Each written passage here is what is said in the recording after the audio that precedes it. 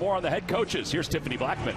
Tom, both coaches in this game are facing similar challenges this season, just on opposite ends of the spectrum. Kirby Smart and the back-to-back national champs are trying to sustain success. For inspiration, he told us they look to the All Blacks, the New Zealand rugby national team, adopting their mantra, being better, never rest, always be in constant pursuit of getting better. That's kind of the foundation that Clark Lee is trying to lay for Vanderbilt. And like he told us in our meetings, they are trying to build sustained success. One approach he takes is reminding the team that they have the control to elevate the energy in everything they do. And it's all a part of the process. And guys, both coaches in this focus on not the end result of success, but on the steps to achieve it. Yeah, pretty incredible sitting there talking to Clark Lee yesterday. I felt like I was inspired. All right, Ross, give me an anatomy to upset. Well, listen, it's almost impossible if you don't win the turnover battle. So clearly Vandy needs to do that. Maybe it's a kickoff return. Maybe it's a block punt. They're going to have to hit on an explosive. They've been good at that this year. I'll give you one more, Tom. Get off to a fast start, right? Maybe even get a lead, start to build some momentum and confidence early. All right, well, Georgia won the toss and deferred.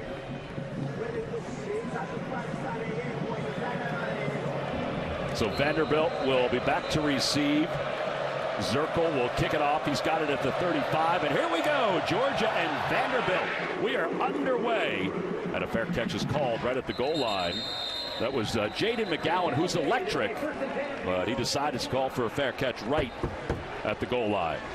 All right, time now for starting lineups presented by Papa John's. We take a look at Ken Seals, Ross, and what he possibly could do at QB. Really enjoyed our conversation with Ken yesterday. How about just the coaches and the players we talked to and how much they raved about him? I mean, to go from starting as a true freshman to third string last year and even stay at Vanderbilt, they're all really happy he's getting this opportunity. Keep an eye on Will Shepard. He's at the bottom of your screen for Vanderbilt.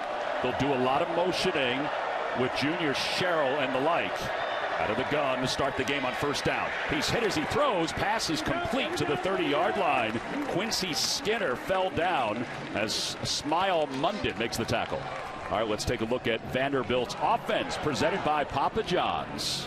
Guy that jumped out to me watching the tape was Gunnar Hansen, the left tackle. 268 snaps this year, 0 sacks. That's the most in all of FBS football. The snaps are the most without those sacks. It's incredible. They've only allowed 13 sacks so far this year. It'll be second down and 5 from the 30-yard line. McGowan's in the backfield. Vanderbilt did say they wanted to get the ball in his hands a little bit more. They've got Justin Ball, the tight end, who's roaming. You can see him go to the slot at the top. On second down, pass is complete to the near side. Now that's Quincy Skinner, who's got a first down up to the 38-yard line. Kamari Lassiter makes the tackle. Our Papa John starting lineups. We look at the Georgia Bulldogs defense. Well, and Jamon Dumas-Johnson just jumped off the tape last week against Kentucky, had a couple sacks, was in the backfield. Glenn Schumann, their defensive coordinator, said, we kind of go how Pop goes. The whole team calls him Pop, and he was flying around Athens last week. So it'll be first down. Ball up to the 38-yard line. Cedric Alexander is on a wing spot to the right. He's usually a tailback. Seals takes the snap. He's got a little time. To the middle. Pass is complete. And again, it's McGowan who they want to find. They find him out of the backfield for first down. Well, you said it, Tom. Watch McGowan. He's lined up in the backfield, just going to run a little angle route here. He's a receiver by trade, so you get him matched up on a nickel like Tyke Smith. He is a really tough cover. I mean, he won the state of South Carolina in 100 meters running at 10.6. Vandy has some legit receivers here. Now they've got the veteran Patrick Smith, Cheeks in the backfield. Young man from South Jersey. Seals will keep it himself. That was not a good read on his part. Wrapped up and taken down behind the line of scrimmage. Marvin Jones with the sack. This kid's got some ability, doesn't he? He absolutely does. He's going to be the left side of your screen. Watch him come in. This is a read play, and I'm not sure who Seals was reading right there because Jones is unblocked on the backside. Obviously, that play would have been more successful if he had given the ball. All right, last week, Georgia had 3 sacks against Kentucky. Kirby Smart was happy about that. They get their first sack here. It'll be second down and 12 from midfield. In motion is Ball, the tight ends. And Seals will fake the handoff, zips it. His pass is complete Humphreys into the open field, inside the 5. Touchdown, Vanderbilt. A step in the right direction. 49 yards.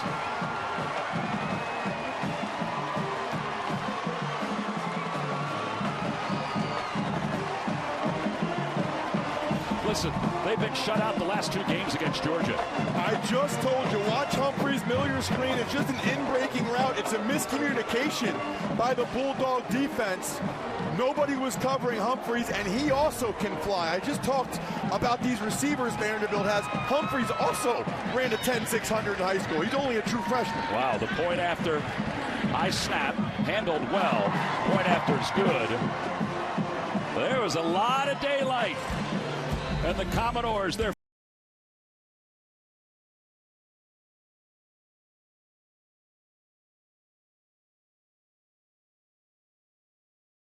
to Nashville, where Vanderbilt scored their first touchdown since Georgia in 2018. Watch it. Kamari Lassiter, the corner, and Tyke Smith, the nickelback. Humphrey's going to run a post.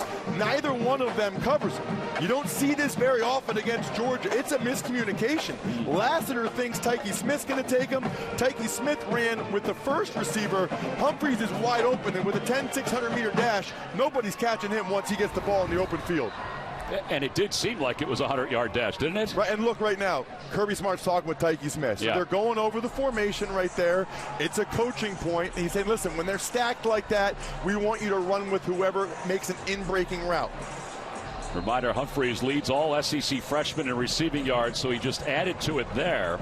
So 7-0 Vanderbilt, 12:07 to play, opening quarter. Georgia will get the ball back. They can return this one if they choose to, but they will not. All right, so our lineups presented by Papa John. We begin with the starting quarterback for the Bulldogs, Carson Beck. I've been really impressed with how he's assumed the role. Unbelievable. I mean, the last 6 quarters, he's 44 of 55, 627 yards, 5 touchdowns. He has really taken his game to another level, and so has the Georgia passing attack. And Kirby Smart told us yesterday, he said, listen, he did it right. He did it the way you're supposed to do it in college football. He waited for his opportunity and made himself a better teammate over the last year. That's Bowers in motion. We'll call his name a lot. They quickly dump it off to the outside, and passes completes for a first down for the Bulldogs. Let's take a look at the offense presented by Papa John's. I was really impressed with the right tackle, Xavier Truss. He played left guard earlier in the year until Amarius Mims got hurt, moves out to right tackle. He brings a physical edge to the Bulldogs offensive line. All right, we've got an injured player on the field, on the far side of the field. So we'll take a timeout and be back under 12 minutes to play, first quarter. A banged up secondary. They're without height, and now Trudell Berry was the injured player. He walked off okay, but they're going to assess him in the 10th. Yeah, and obviously B.J. Anderson's hurt as well, so they're arguably down their 2 starting corners. To lose Berry would be significant, especially against this Georgia receiving corps. Well, Carson Beck completed that first pass to Dylan Bell, and keep an eye on Bell. He's become a hybrid for Georgia. Dejon Edwards is in the backfield. In motion is Lovett, the transfer from Missouri. On first down for the 36-yard line, Beck will throw again. Pass is complete to the outside for Meeks. And Meeks gets out along the sidelines to about the 43-yard line. Our Papa John's starting lineups. Let's look at the Vanderbilt defense. Keep your eye on number 1, C.J. Taylor, all game. He is by far the most explosive player on defense for Vanderbilt. He's fantastic. He was excited, as you see Rosemy Jack Saint now gets up after that game a little bit banged up. That was Bowers, by the way, who made that reception. On second down, they hand the ball off. It's Edwards, and Edwards trying to get to the edge. Nothing's there. He's wrapped up by Ethan Barr and taken down. It'll be a loss of 2 on the play. It'll be third down. Terrific start. Let's watch Ethan Barr. He's going to see it all get back and scrape all the way out. It starts with the defensive line jumbling up everything inside. Dejon Edwards had to bounce it outside, and Barr was right there. Yeah, here's the thing. They were talking about the run game, how they had to be better at it. They also have to be better on third downs. Beck working out of the gun. McConkey is in. He's in the slot down at the bottom of your screen, closest to the line. Beck looking to throw, looking left. He's hit. He lost the football.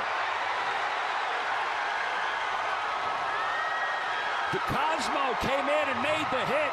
He knocked it loose, and Vanderbilt recovers. Sewell fell on top of it.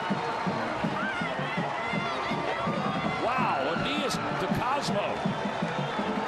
I mean, you could not possibly have a better start if you're Vanderbilt. Watch DeCosmo come off the edge. They also brought pressure from that side.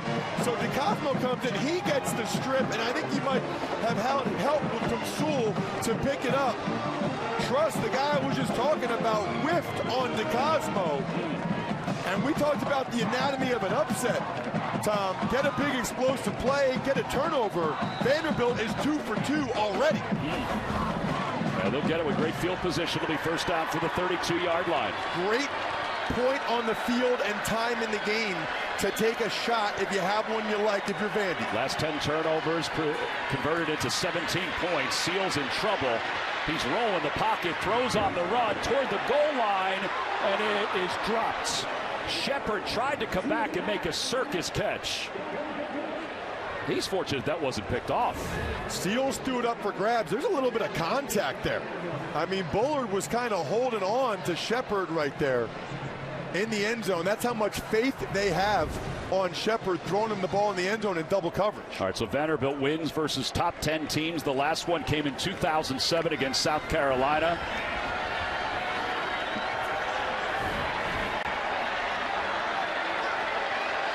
Second down and 10 from the 32. Trips to the near side for Vanderbilt. Off the play fake, Seals to throw. Sets up the screen, passes complete. And not much is there. It's a gain of just a couple yards.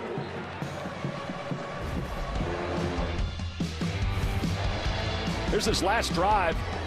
Boy, he really was able to find some receivers, wasn't he? Seals has gotten off to a very fast start for the Commodores, and Humphreys going for the touchdown. And Vanderbilt has a chance for another one. But again, they have not been good on third down.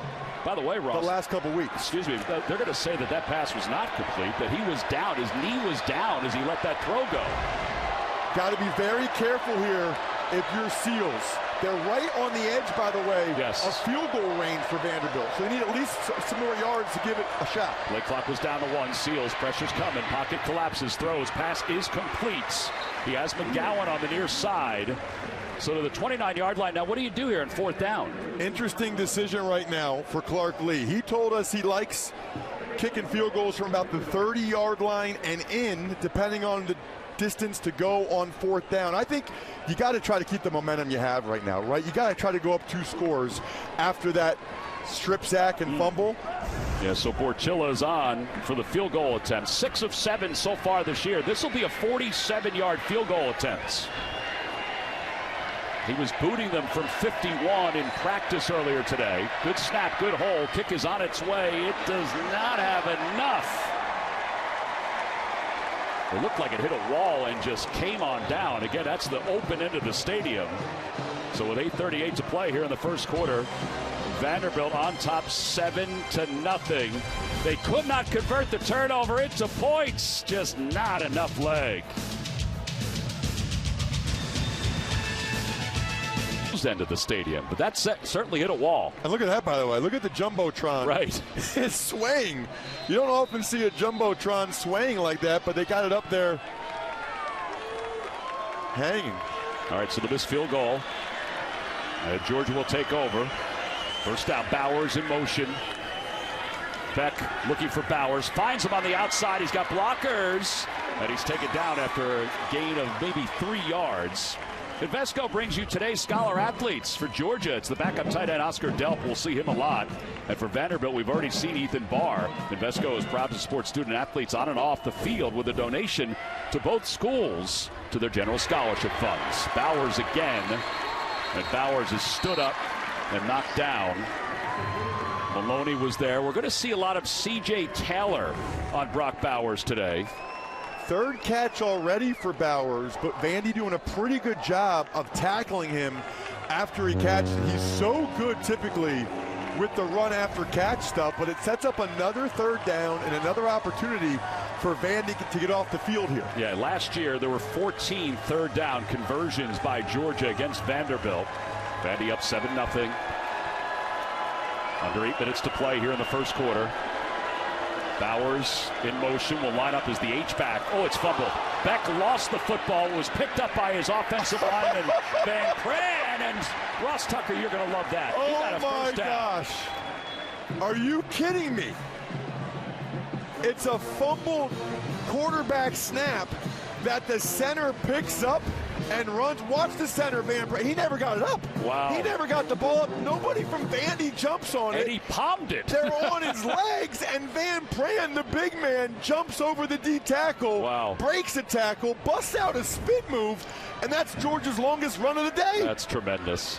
So first down to the 44-yard line. They hand the ball off. It's Edwards, and Edwards has the edge, stumbles, gets his bearings. Oh, he makes one man miss. What a move down to the 35-yard line. They'll mark him at the 36. It was Riley who got juked.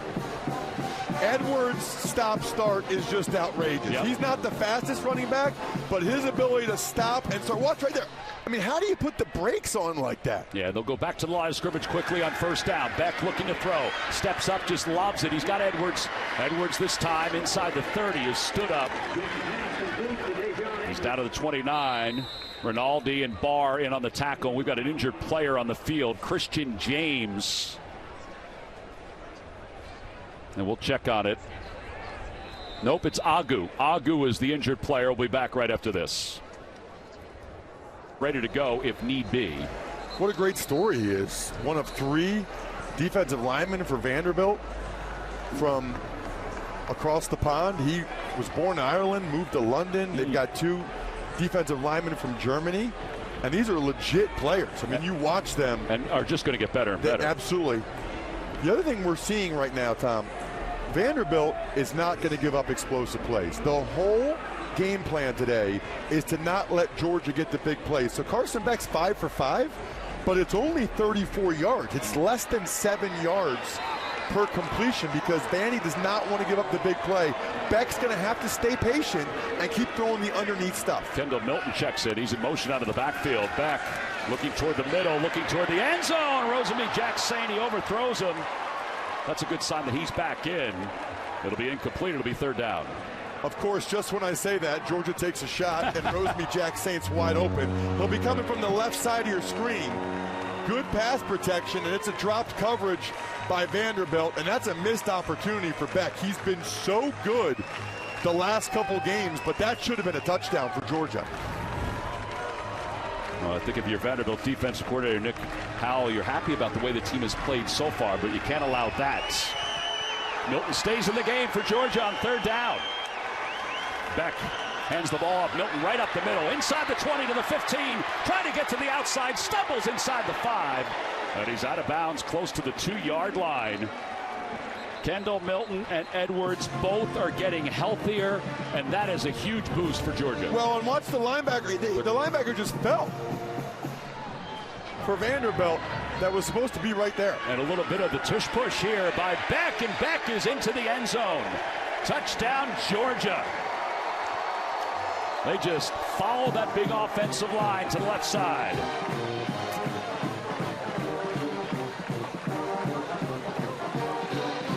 He's big and he's physical also. Well, and up where you and I live, Tom, they call this the brotherly shove now. It's been popularized by the Philadelphia Eagles. Watch 69, Ratledge.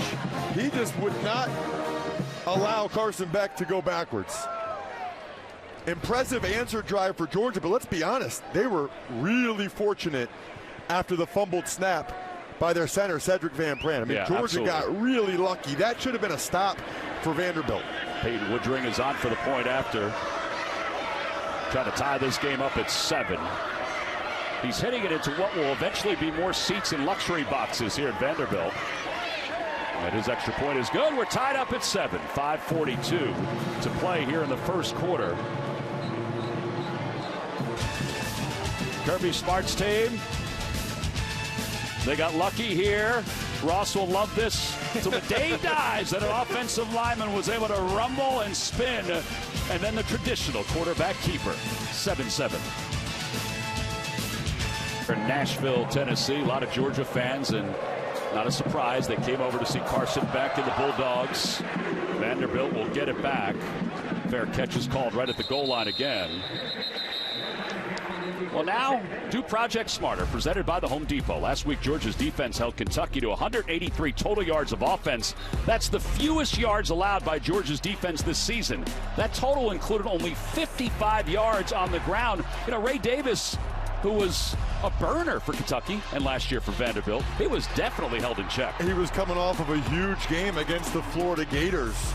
And you could tell Georgia took it personally that they were not going to allow Davis to run on them. First down for the 25-yard line. Patrick Smith is in the backfield. McGowan in motion. They give it to Smith. And Cheeks is able to pound his way across the 30. A flag is in. And he's up to the 33-yard line. Lee Hedrick is our referee.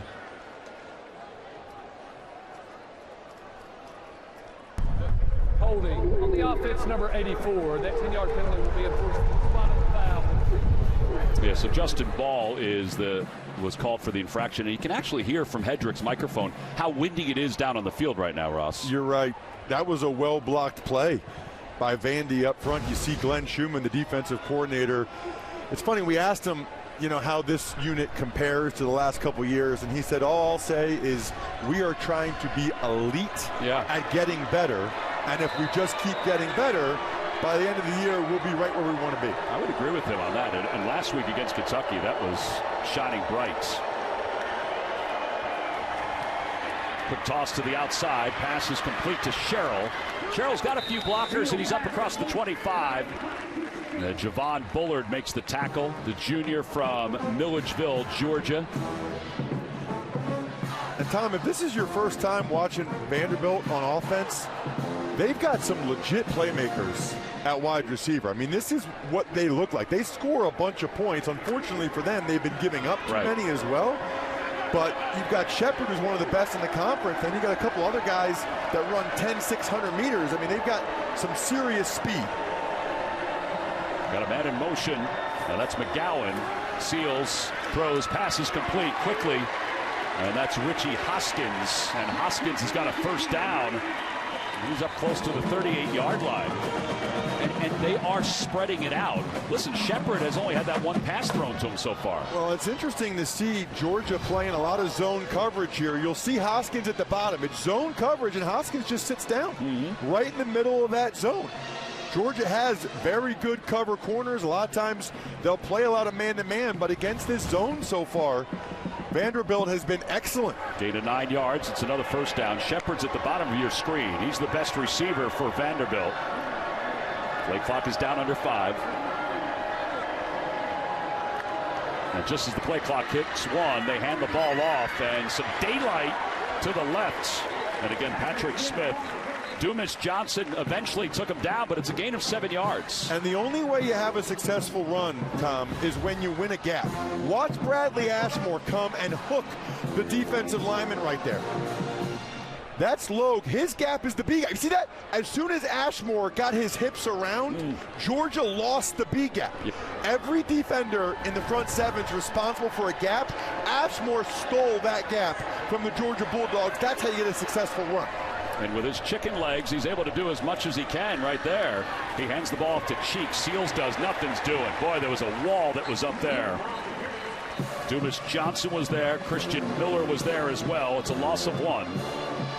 That's another one where if Seals had the option to pull the ball, he probably would have been better off there. Dumas Johnson, just so explosive. Really, both their linebackers starting for the second year have been really impressive when you watch them. The strength of the Georgia defense right now is their off-the-ball linebackers and their safeties. Big third down here for Vandy. Let's see if Georgia brings the pressure. Dumas Johnson is lined up on the bottom of your screen defensive line-wise. He's coming. Number 10's coming. On third down, pass to the outside, incomplete. He had Shepard, but the pass was off to his left. Dalen Everett in on the coverage. It'll be fourth down. Missed opportunity there for Vanderbilt. You've got your best receiver against Georgia's second corner.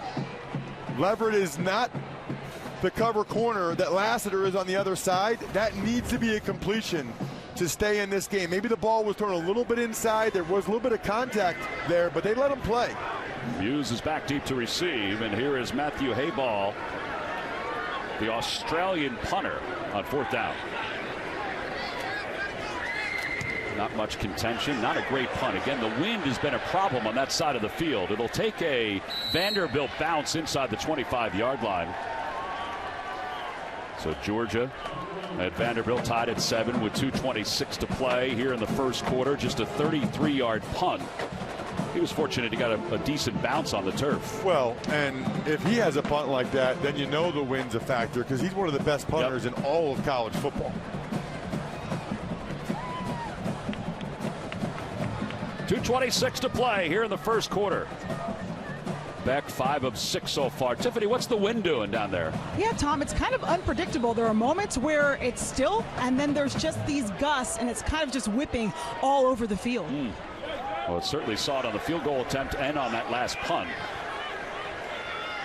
Beck working out of the gun. Edwards in the backfield. Beck has time. Beck zips it. It's complete. McConkey, and that's a huge bright spot for Georgia that he's healthy and running into the open fields. Inside Vanderbilt territory to the 45. Well, listen, watch McConkey top of the formation. Everybody's concerned about Bowers. You see this all the time. Double Bowers. It opens up all the underneath stuff for the other Georgia receivers. Gain of 31. You know, he's had that back ailment. They've slowly put him back in. They'd eventually like to put him to return kicks again. But this is a very talented Georgia wide receiver room. Absolutely. First down to the 46-yard line. Little run play action. Edwards to the 44. All right, so Ladd McConkey. They've had some transfers, but he's not one of them. And this is a kid who's established himself as a really good receiver. Talked to an NFL scout this week. They said he's a top 100 player. Wow. He's been their leading receiver last year. By the way, I just assumed when he was a freshman a couple years ago, Tom, that he was related to Phil McConkey, right, the former Giants receiver. Not related at all. I mean, what are the odds that the only two McConkeys I've ever heard of aren't related, and yet they're both NFL caliber receivers? It's the name. It's the name. Pass is complete to Lovett, and Lovett barrels inside the 40. What do you have, Tiffany? Yeah, guys, it's been good for this team to have Ladd McConkey back. And in talking with offensive coordinator Mike Bobo about it, he said that McConkey's just one of those guys that Carson Beck can trust, and that really having him back these last 2 weeks has given Beck so much confidence. It is such a big deal. We see it on every level, how confident you are to have a go-to guy. Another third down here for Georgia. Very likely 4-down territory here. So they could throw it if they have confidence they can get it on 4th down. On 3rd down, here we go. Beck looking to throw. Dancing in the pocket, middle of the field. Pass is complete. McConkey again. And McConkey inside the 25. Langston Patterson made the tackle. Well, this is what Ladd McConkey does, and he is a 3rd down machine. He sees the zone coverage. He sits down in the middle of it. Wherever there's open green space, that's where you'll find Ladd McConkey. Yeah, it's a gain of 13 yards. This is also an indication on how Beck has established these relationships with these wide receivers. Clock is winding down. That'll be the end of the first quarter. 7-7. Vanderbilt struck first. Georgia was able to answer, and now Georgia is moving the football as we get set for the second quarter.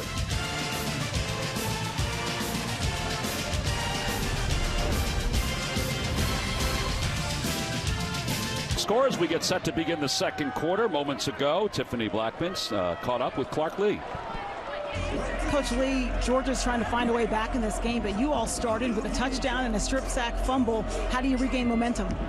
Well, we just got to keep playing. I mean, there's obviously a lot of football left, so I would love to have seen us take advantage of the short field, but we'll have more opportunities as we go. We just gotta be in the moment and play snap to snap. That's going to be the formula for us to keep this thing tight and have a chance to win it late. Thanks, Coach. Thank you. Yeah, so far there's a lot of evenness to this game. Time of possession is even, and the score is even, but now Georgia into the red zone. Right, and Clark Lee talked about these red zone opportunities. He said one side or the other is going to score, right? And if the defense holds them to a field goal, they look at that as a 4-point score for the defense. Here's Bowers, who gets the handoff, and Bowers inside the 5-yard line is down close to the 3. Yeah, he said he got it from the baseball team. He said it's RBI defense. It's saving runs in baseball, but saving points in football. They knew that they would get to the situation where Georgia would get in the red zone, and they need to use the condensed field to their advantage, right? But Georgia's already here on the 3-yard line.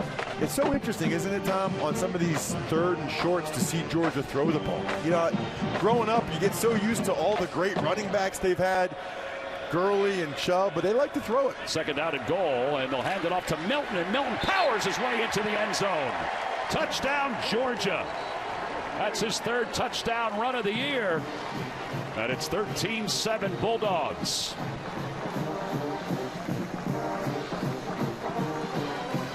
And that, Tom, is old school Georgia football. It's just inside zone, run behind your pads, man on a man, you meet the safety at the 1-yard line, you power through, you carry the linebacker into the end zone.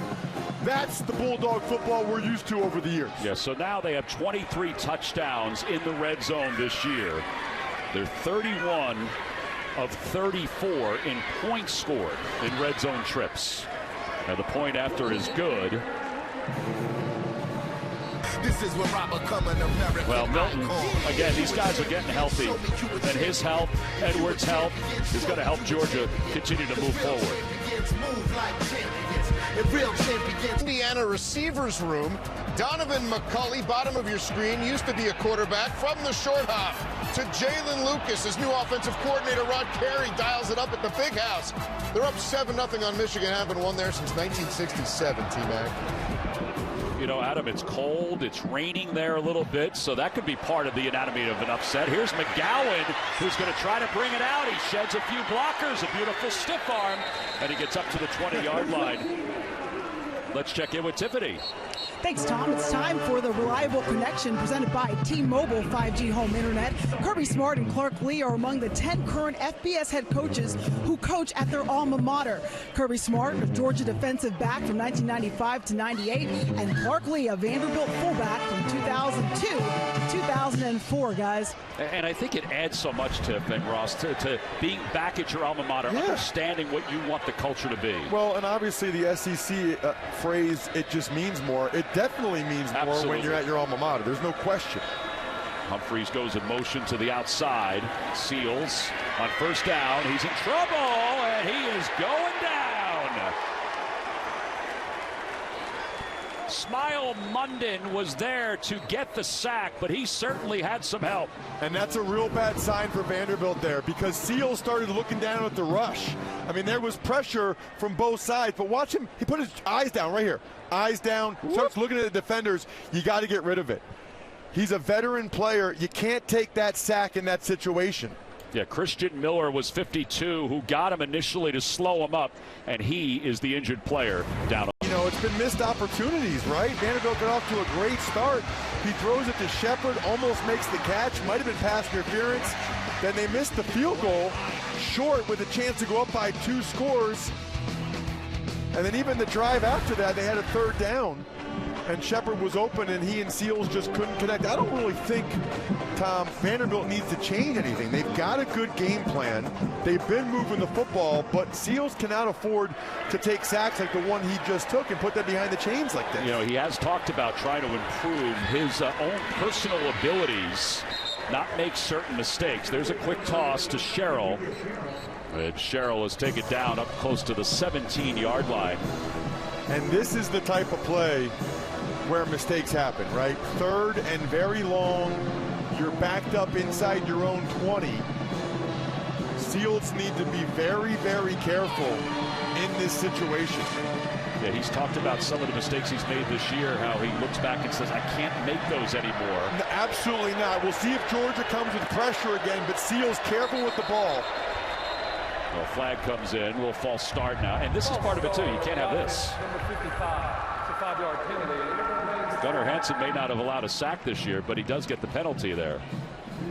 So now that changes the formula, right? 3rd and 13, they're probably not even going to really try for the 1st down here. 3rd and 18, now you're thinking screen, you're thinking draw. I mean, the coordinators don't even really have plays for 3rd and 18. Yeah. You want to do something safe here. They're 39% on the year, 7th in the SEC. They're just going to hand the ball off and just get some breathing room. And not much is there for Cedric Alexander. And I know fans don't like that, Tom, but you try to drive the ball down the field 20 yards or more on 3rd and 18, there's a greater likelihood that Georgia picks that pass off than that you get the first down. I agree with that decision for Vanderbilt. It's still a one-score game here in the second quarter. They're hanging tough. Don't allow Georgia to get a short field. Well, Hayball will punt the ball away. Georgia has forced 43 punts this year for the opposition. That's tops in college football. Hayball, here comes the pressure. He gets that one off. Muse is coming up, and he fumbled it. He fell on top of it, though. Oh, that could have been disastrous for the Bulldogs. That is the second time a Georgia Bulldog, really third time, a Georgia Bulldog has put the ball on the turf. Vanderbilt's only gotten one of them. Muse able to save the day for the Bulldogs. Today's Aflac trivia question. Which tight ends have won the Heisman Trophy? Now, we bring that up because Bowers, I think, in my mind, in your mind, should be considered for the Heisman Trophy this year. Well, there's no question. I mean, if Devontae Smith won it a couple years ago, I certainly think Bowers should be at least in the conversation. Yeah, we mentioned during the outset, 3 straight 100-yard games. Now he's 3 for 16 so far today. Well, and a lot of that's been because he clears out the coverage, absolutely, Tom, for the other receivers. He's almost a decoy on a lot of these plays. Speaking of other receivers, that was Lovett in motion. Beck's looking long. Beck's got a man, and it's incomplete. Arian Smith had it, and it went right through his hands. Barry, he comes up with his hands out away from his body, but he didn't really do a whole lot except for get beat on that. No, that's a drop by Arian Smith. He's had that issue at times this year. He's got track speed. Watch it just go right through his hands. And that's been the issue with Arian Smith. He's electric with the ball in his hands, and obviously they weren't able to cover him. And Bobo knows he's a great guy to do a deep shot to, and you can see Bobo's frustrated because you don't get many opportunities like that. Yeah, and he said, we're working on it with him. We're working on it every day in practice with him. They hand the ball off. It's Milton, and Milton, with some misdirection, is free toward midfield. Mahoney missed the tackle, and that's on Milton's foot speed. And then Barrs able to bring him down again to 17. And left side of your screen, he got a terrific block from Ladd McConkey right there. Ladd McConkey's the reason why he got off the edge and then hit the juke button there on Mahoney, and then he ran through a tackle.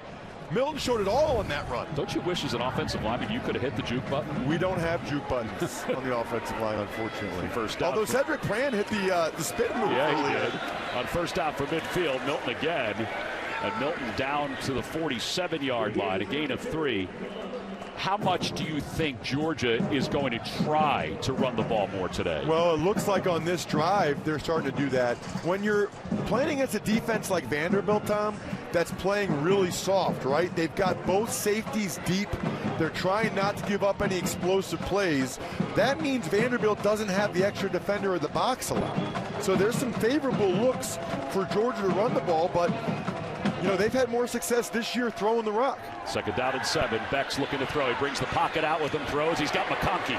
And McConkey bounces down past the first down marker to the 39.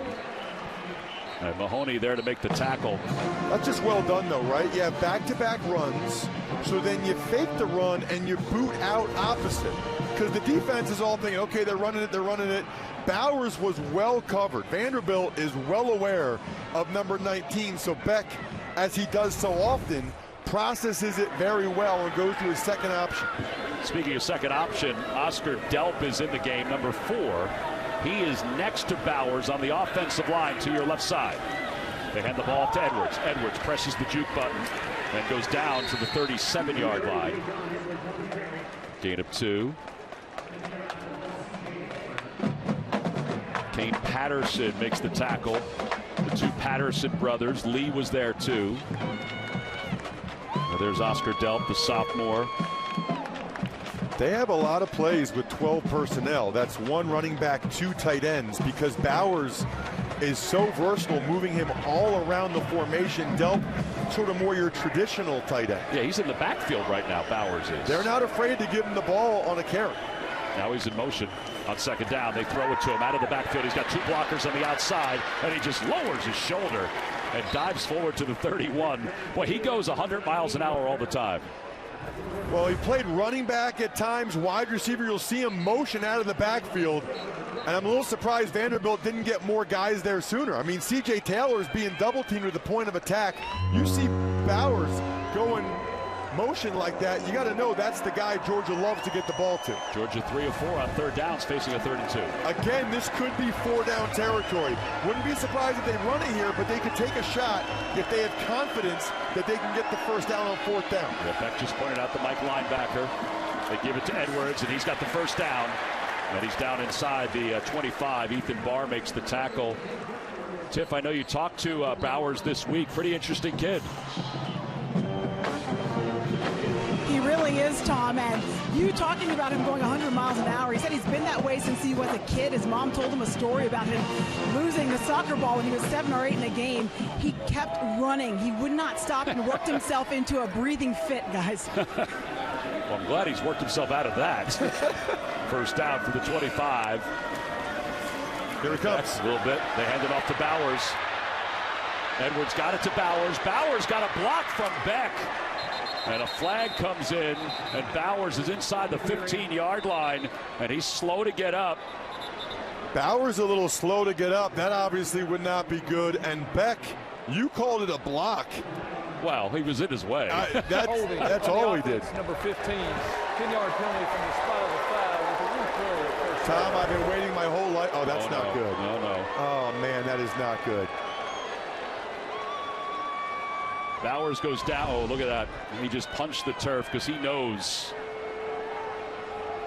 So the athletic training staff is coming out to take a look at Brock Bowers. We'll step aside and be back. The day here in college football. Let's take a look at this last play, the hold and then the injury. I don't know if I've ever seen a hold on a quarterback. Look at Beck. He's holding on to his undershirt. I don't know if Beck, that's not really a hold. That was self-preservation, I think, from Carson Beck. I don't know if he's ever been knocked backwards like that trying to block someone. You see Bowers get rolled up on a little bit at the end of that play. Yeah, so he's going into the tent. He did walk off just like you just saw there, but there was certainly a gate. All right, so first down to the 31-yard line.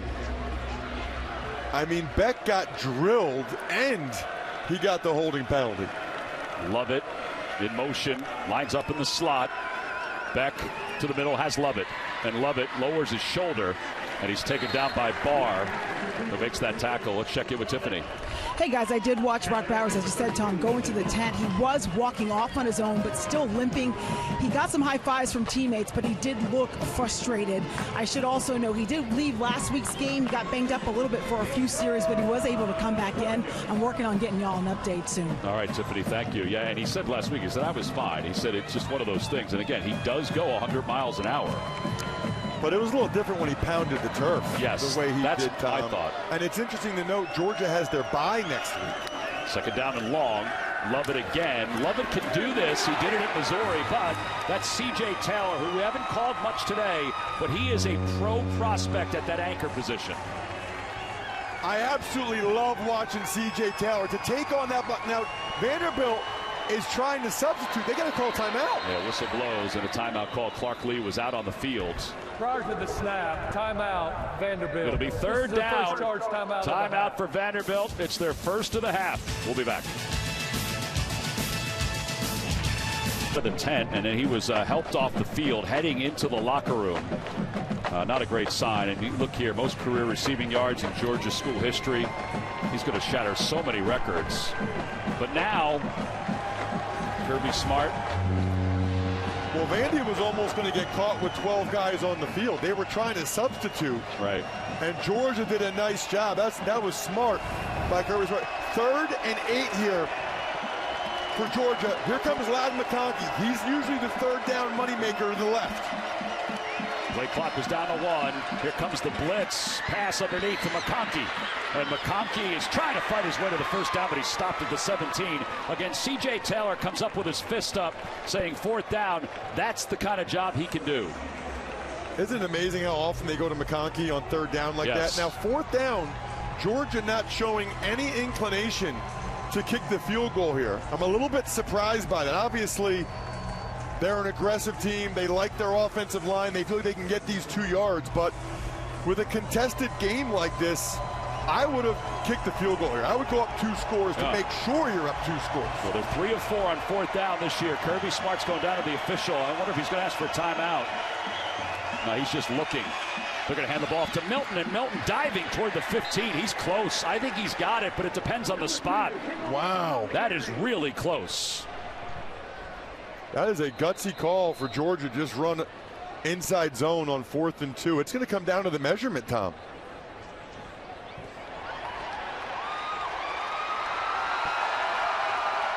I think they stopped him, yeah. They stopped him. Wow, how about that spot? What a job by the Commodores. You can see the yellow line there. Nice job by Lee to hit him in the backfield. Melton goes forward. Tough to see from that angle when his knee was down. Obviously, he ended up past the line to gain. It looked like it, yeah, you're right. But obviously, this is one they'll probably take a look at, Tom. It's a significant play, and it's very, very close. Xavier Truss is the injured offensive lineman who's down on the ground for Georgia.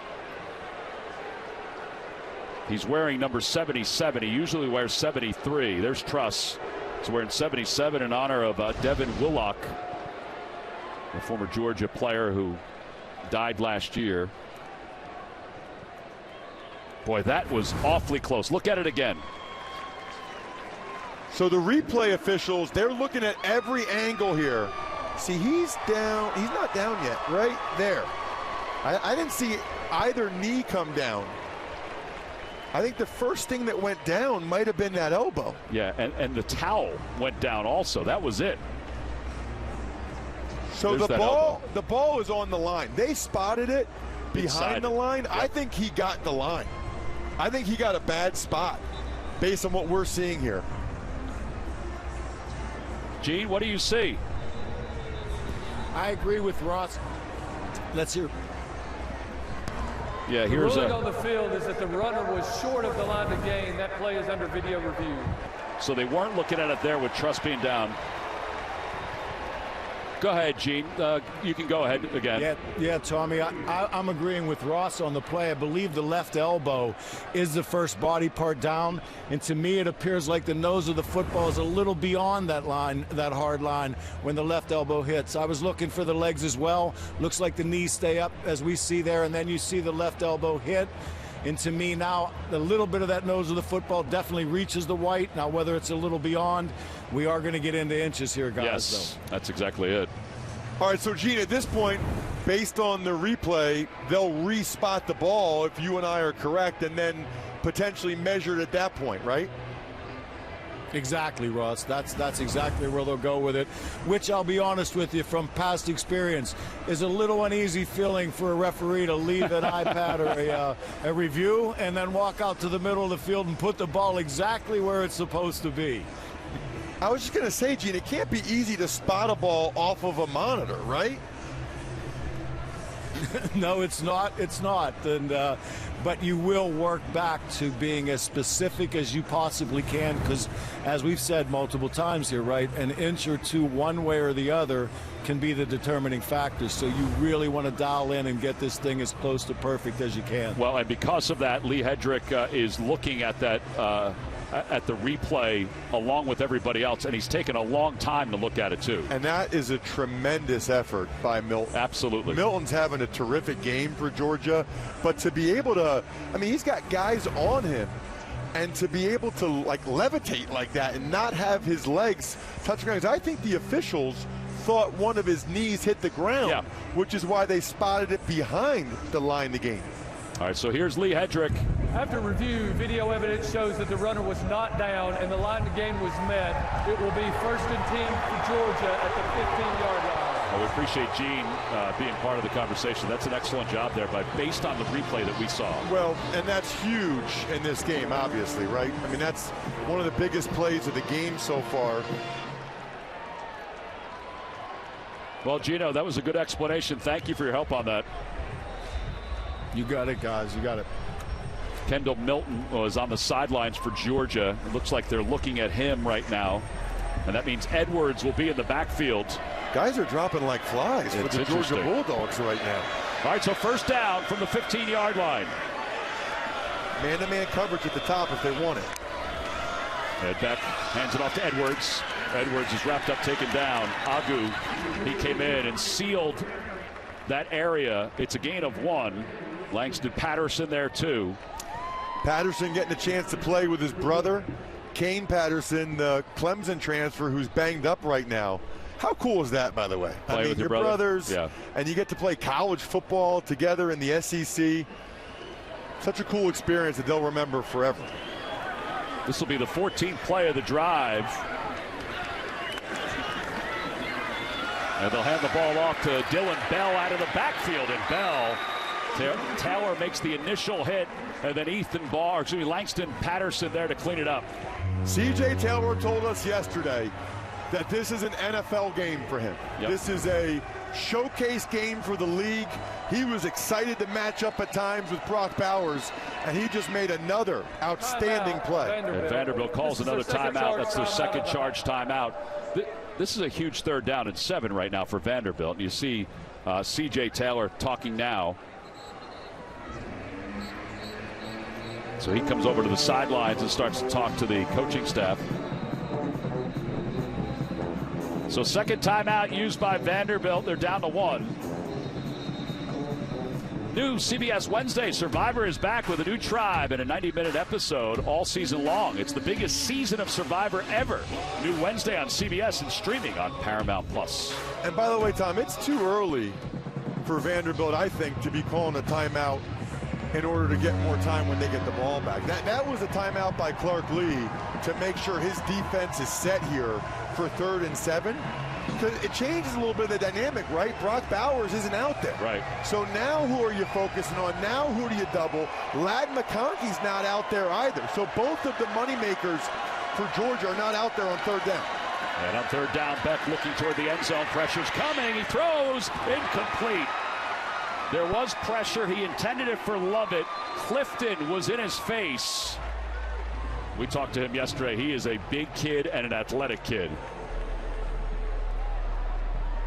And there you go for Vanderbilt right there. They look at that as scoring 4 points. This is the Vanderbilt defense scoring 4 points the way they teach it. They dropped the Cosmo, the defensive end, back in there, and Beck had a tough throw to get it over him. But they look at that as a 4-point play right there, preventing the Bulldogs from getting a touchdown. Peyton Woodring is on for the field goal attempt. It'll be a 31-yard attempt. Beck is the holder. Good snap, and the kick is on its way. It's good. And Georgia extends its lead. It's 17-7 with 3:40 to play here in the first half. I wish for the amazing new iPhone 15 Pro. Sean. Do you mean this one, the one with titanium? No way I could trade this busted up thing for one. Maybe stealing wishes from the birthday boy is not your best plan. Switch to Verizon and trade in any iPhone and get the new iPhone 15 Pro on them. What? Yep, and on an amazing network. And I don't have to ruin any more birthday parties. Yeah, that ship has sailed. Let's go get you that iPhone. Here we go. Come on now. It's your last chance to trade in any iPhone for a new iPhone 15 Pro on us, only on Verizon. What is America's role in the war in Israel? To those holding American hostages, you say what? President Biden speaks to 60 Minutes, Sunday. Well, Bowers is back out of the locker room, but he's heading somewhere else. We'll try to get an update. You can see he's limping as he's being helped along the back of the end zone. And I don't care if you're a Georgia fan or a Vanderbilt fan. If you love college football, you love the way Brock Bowers plays this sport. No doubt. McGowan calls for the fair catch inside the 5-yard line. All right, let's continue to test your knowledge. We gave you the question before, which tight ends have won the Heisman Trophy? Here we go. Larry Kelly in 36 and Leon Hart of Notre Dame in 49. Did you know both of them? I did, because I was looking it up this week about Brock Bowers. It's been a while, though, Tom. It has. It's been a little bit of time. Leon Hart won 3 national championships and 3 NFL titles. Now that is a career. That's back when, by the way, they weren't called tight ends. They were just called ends. All right, Vanderbilt will take over after a 16-play drive. The most plays that Georgia has had on a drive this year resulted in a 31-yard field goal. That's McGowan in motion. They hand the ball off, and Patrick Smith just gets a couple of yards. Dumas Johnson is there to make the tackle. Marvin Jones there as well. Gain of close to 3. What are you thinking for Vanderbilt here? I mean, can you take a chance, or you have to play it conservatively here? No, I mean, listen, you're down by 10. You're not just trying to keep it close. You're trying to win the game, and they've had some success throwing the football. I think you go back to what was working earlier. They've got Shepard at the top and a bunch set to the left here with their speedster receivers. And it's McGowan, one of the receivers in motion. Oh, he's in trouble. And it's nearly intercepted by Dumas Johnson. Wow. Warren Brinson was right in the face of Seals when he let that one go. Dumas Johnson, watch. They fake the run, and Brinson doesn't buy it at all. Seals got away with one right there because Dumas Johnson had visions of a pick 6. All right, so now 3rd down. 3rd and 8, and they've got to the top of the screen both Humphreys and Shepard. They have not converted a 3rd down today. 1 of 10 last week. Trips to the right. He's going to look for one of those guys. Play clock down to 1. Pressure's coming. Seals dumps it off. He's got McGowan. He's got a 1st down. And he outruns the defender up to the 44-yard line. Dumas Johnson. That is a huge play to give breathing room. And Vandy has plenty of time here. You'll see an in route, and then he comes back out. Dumas Johnson had to stop because it looked like McGowan was coming towards him. Look at it. He's got his right hand up on the nameplate, and then he lets go of it.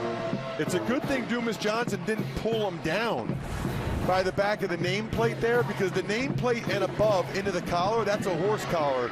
That's actually a heads-up play by Dumas Johnson to release that right hand and not tack on another 15 yards. All right, so 1st down to the 45-yard line. McGowan's in the backfield. He'll take the handoff, running to his left. There's not a lot of room, and he is met and knocked down. Tyke Smith makes the tackle for Georgia. Well, it just kept getting strung out, and Tyke Smith, number 23, gets off the block. He plays that star position for Georgia. He's a Philly kid, actually called a couple of his state championship games very, very physical at that position. Transfer from West Virginia. Interesting to me that Kirby Smart did not use one of his timeouts there. I think he wants to make sure they're going to get a stop before he starts to use timeouts to get the ball back on the other side. Minute and a half to play. Seals pulls it down, pass to McGowan, nothing there. Tyke Smith again makes the tackle. Kirby Smart should call timeout here. I'm surprised he's not calling timeout there. You would think that he would have the confidence in his defense on 3rd and 8 to call timeout and have more time on the other side, but he has seen what Vanderbilt has done throwing the football in this game, and he wants to make sure his guys get a stop before he uses those timeouts. Yeah, Seals 11 of 14, 122 yards. He's gotten away with a couple. Skinner is at the top of your screen for Vanderbilt. They've converted 1 3rd down so far. Going to look to the bottom here.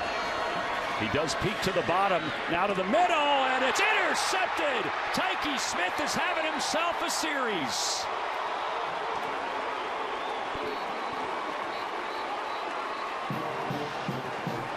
It was intended for Quincy Skinner, and Tyke Smith, a couple big tackles, and now the interception. Are you kidding me with those 3 plays in a row from Tyke Smith? He plays the star position, and watch, he's going to go with Skinner, who goes on an in-breaking route. He is stride for stride, head around for the ball, catches it, and makes a huge play. That's his 4th interception, and we're talking about a guy that just made the tackle the previous 2 plays. Look at that shoulder pads. He was a savage on that drive for sure. So Georgia will take over. It'll be 1st down for the 45. And the flip side is now they do have all 3 of their timeouts. That's true. By the way, they have not recovered a fumble this year, but it's their 9th interception of the season. Now Beck trying to capitalize. Middle of the field. He's got Delp. And he's got a 1st down on his first catch. Coming up on the Geico Halftime Report, Adam, Rick, and BJ break down our first half and bring you highlights of today's early games. Beck will throw again on 1st down. Beck, this one, Lovett's got it. Wow, he was able to change his body and make the catch inside the 10. Mahoney got a little too close and a timeout called. Yeah, Georgia needs to call a timeout there, and they do. Even though the clock still stops in the last 2 minutes, when you get a first down in college football, they have 3. You can't take them with you, and that'd be a long way for the linemen to run, and they might lose some time there. That's a 30-yard pass play. We mentioned Lovett, the transfer from Missouri, outstanding last year against Missouri. Wrapped up the Thanksgiving game with over 100 yards against Arkansas. Big-time transfer. Well, and this is a big swing couple plays here, because Vandy had the ball near midfield, and Seals throws that interception. Next thing you know, Georgia's at the 5-yard line. Right. This was the first throw, all kinds of time to throw it to Delp. That would typically be a Bowers route. And again, he just has too much time, Tom. I mean, Carson Beck is too good. If he has that much time, he's going to be able to find guys. And on the play after that, he was able to find Lovett with a back shoulder throw. So if you're Georgia now, you really have plenty of time. And because they have those 2 timeouts, they could run it. Yeah. They could run it on one of these 2 downs. Tyke Smith made big play after big play after big play, 3 in a row. Edwards in the backfield on 1st and goal. Delp in motion. They shovel it to Edwards. Edwards tries to stiff arm his way, nothing doing. Langston Patterson was there to make the tackle. It'll be 2nd and goal. Watch Langston Patterson from the left side of your screen. He sees the toss, runs underneath it. He can run. Excellent tackle by Patterson. Kirby Smart does the right thing there, calling the timeout. But this is a big opportunity for Vanderbilt to get another 4-point play if they can somehow stop Georgia from getting in the end zone. Yeah, so 17-7. Georgia's on top by 10. 14 seconds left, and each team now with 1 timeout left. So Georgia can still run it again, Tom, but if you run it again, then you use your timeout, and so then on 3rd down, then you kind of have to throw it, right? Where this would be a good down where they can do either and not be in a situation where Vandy knows what's coming. In other words, if Georgia runs it here and Vandy stops them, well, then Vandy knows on 3rd down it's a pass. Well, Seals' interception is what has led to the 2nd and goal from the 4 for Georgia. And even that interception, it was 3rd down.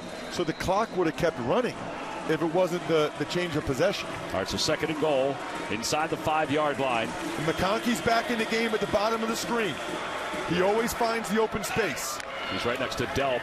They're going to throw the left side. Caught. Touchdown. Love it.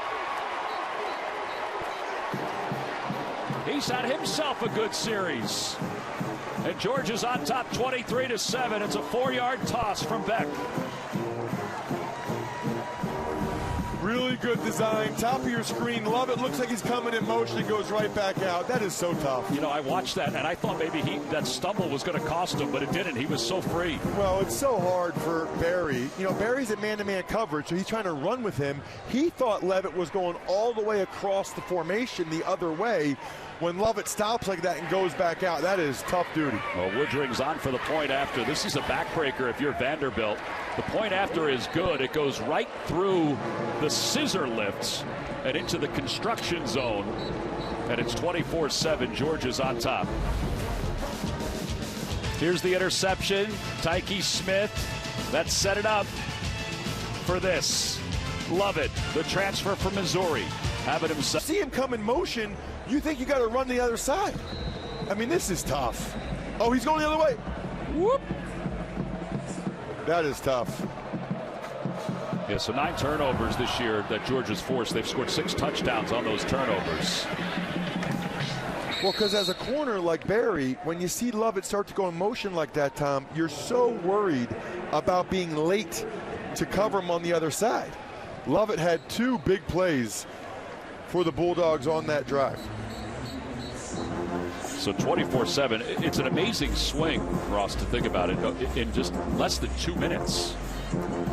Vandy was driving with a chance to make it a 1-score game again.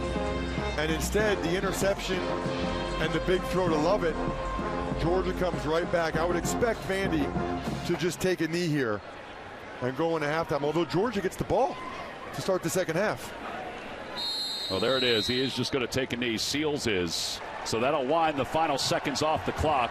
It's Georgia 24 and Vanderbilt 7. Beck is 17 of 20 for 181 yards and 1 touchdown so far this afternoon. They say that he is a good processor. Well, he's a little bit more than that. And Georgia will receive the second half kickoff when we come back for the third quarter. 24-7.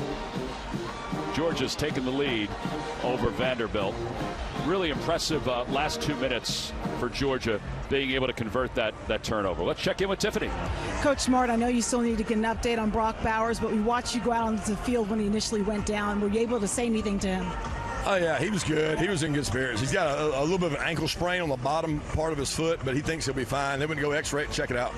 So uncharacteristic play for you all to start this game early, but then you get the Smith interception and then the touchdown. How do you build off of this?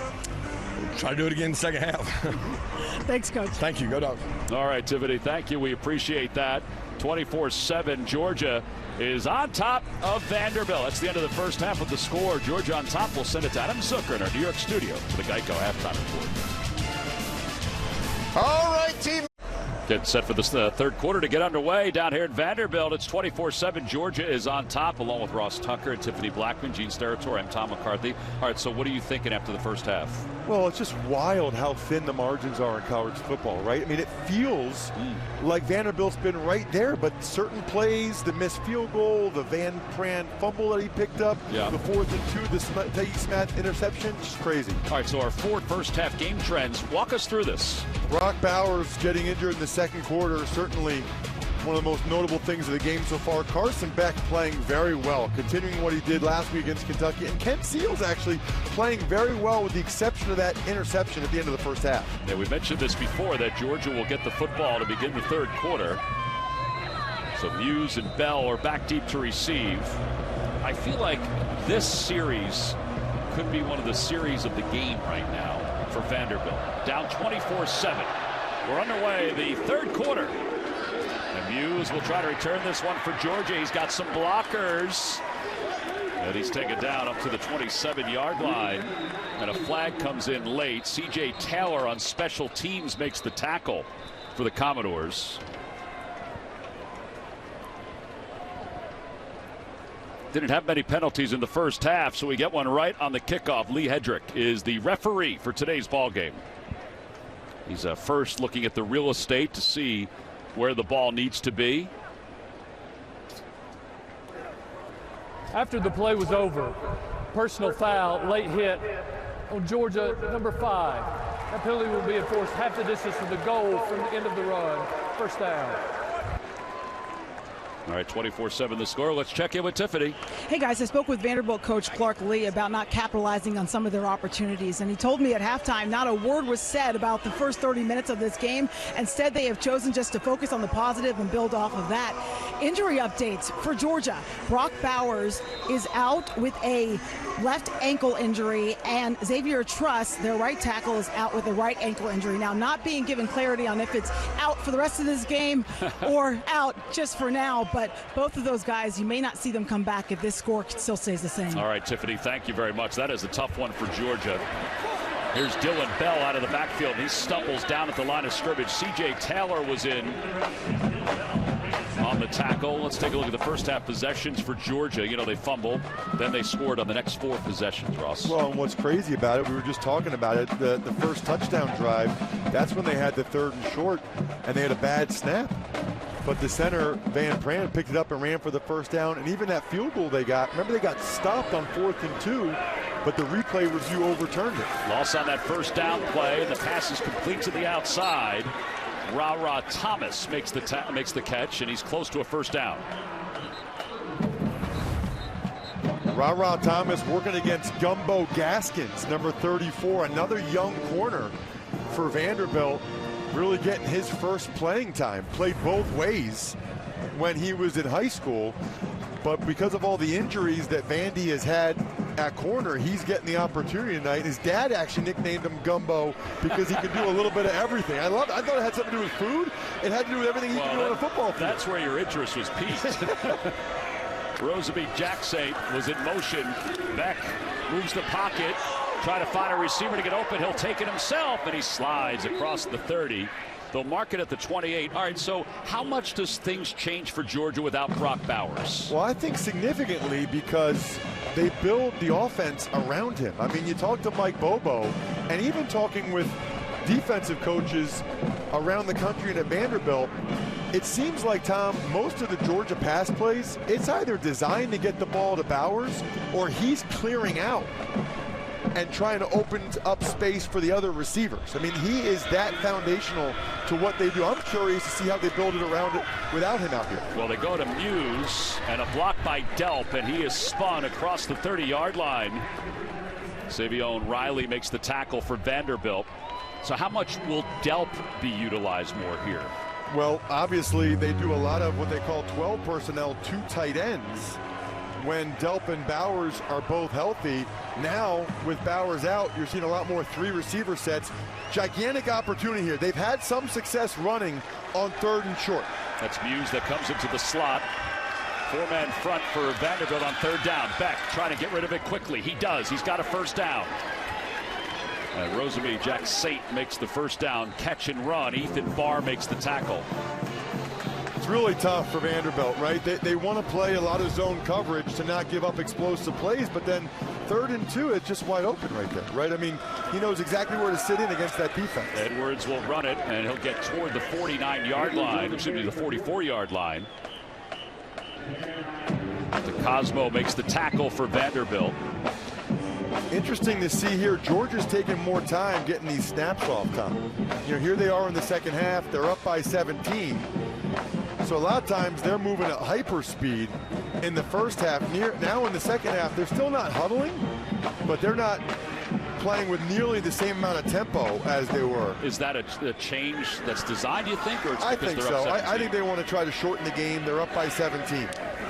On 2nd down off the play fake. Beck has plenty of time. He throws it to his left. McConkey tried to adjust. He couldn't. Ethan Barr was in on the coverage. And it'll be 3rd down. That was awesome coverage by Ethan Barr. I mean, he is not known for his coverage. They try to do a back shoulder throw, and you won't see that very often. Ladd McConkey dropping a pass. Another 3rd down opportunity for Vanderbilt. I'd like to see them bring some pressure here. Georgia's 5 of 8 on 3rd downs. If they just continue to sit in this zone, Beck is going to find somebody, probably McConkey at the top. I'd like to see him bring some pressure. Well, it looks like they're trying to bring some pressure. Beck is in trouble. He steps away from it. He's going to keep it himself. He has a blocker and a 1st down. C.J. Taylor came up and made the tackle, but it was too late. And that was excellent recognition on Beck because he felt the pressure from the outside. You know, he's not Stetson Bennett as an athlete, Tom, but he's good enough. I mean, that's the 2nd run already on this series, but he's good enough. If he sees a hole, look, he's pointing, go get me a block somewhere. And Daijun Edwards kind of threw a chicken wing in there a little bit, but Beck able to get him a 1st down with his legs. Though not all 1st downs are created equal. Anytime your quarterback gets one, that feels like a bonus 1st down. Under 11 minutes to play, Muse, his 2nd reception of this drive, and Muse is spun to the 40-yard line. Riley makes the tackle for Vanderbilt. Well, that may be the sign right there. Muse is getting some more opportunities. Watch the blockers come into the frame. All 3 guys. There's Van Pran, there's Green. Van Pran actually missed his block. Taylor was showing blitz. He comes up, he swats it in the air, and he dives for it. And I think he may have gotten it. They're going to say incomplete, but what a play by C.J. Taylor. The ruling on the field is an incomplete pass as the ball hit the ground. 3rd down. I don't know. That is a tough one. I thought he cupped that left hand. Keep watching. I think he got it. Yeah, I do too. His hands were underneath the ball. That is an unbelievable play by C.J. Taylor. They need to take another look at this.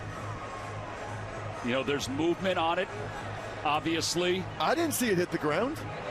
His white gloves were underneath the ball. I would agree with that. Gene Steratore, what do you think, buddy? I think if any part of that football, that's what they're going to look at, guys. I agree that hands are underneath. Pass that plays under video review. but if any part of that football touches the ground, because it dislodges from his hands after hands and ball potentially do make contact, you would have an incomplete pass. So it's not stuck after this contact as we see there. What they have to look at now is there any piece of this football between fingers, anything that touches the ball, it's going to be incomplete.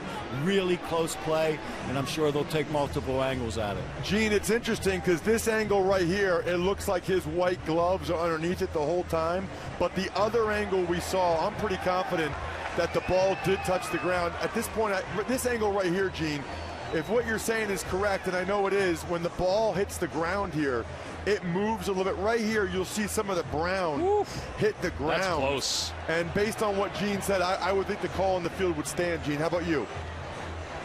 100%, Ross, and a really great job. And how about the effort of just laying out and attempting to make an unbelievable play there as well.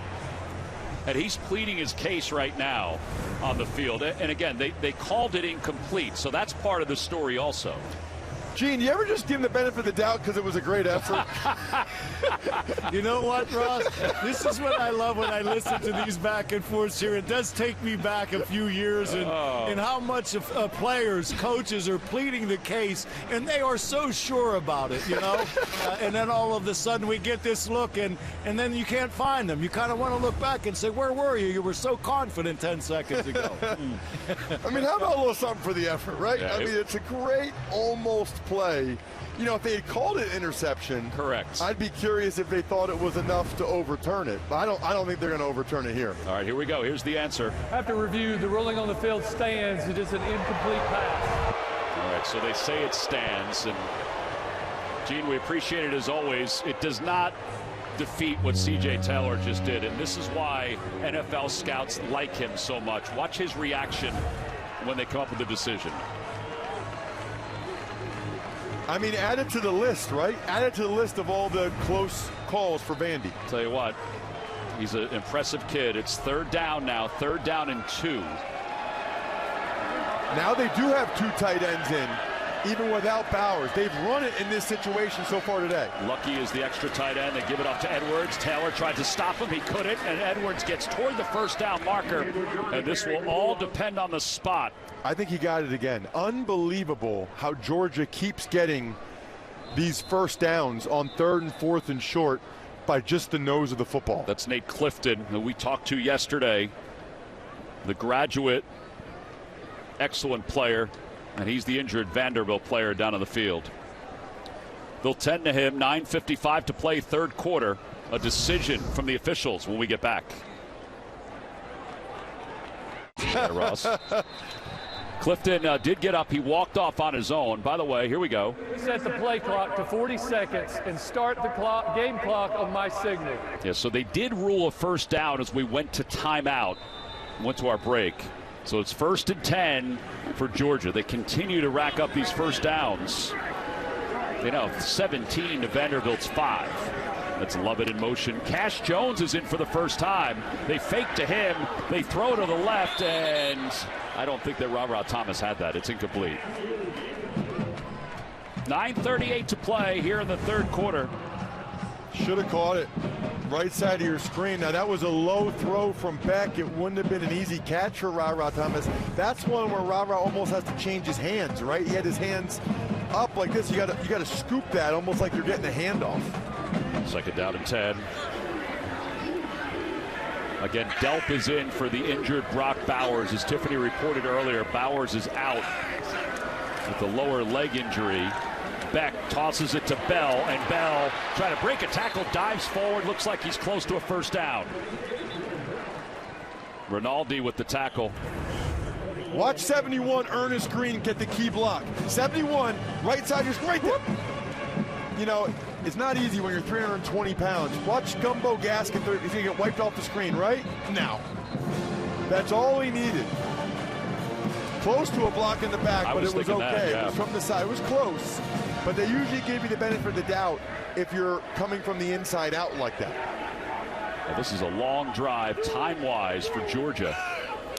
On 1st down, Beck. Well, he's got plenty of time.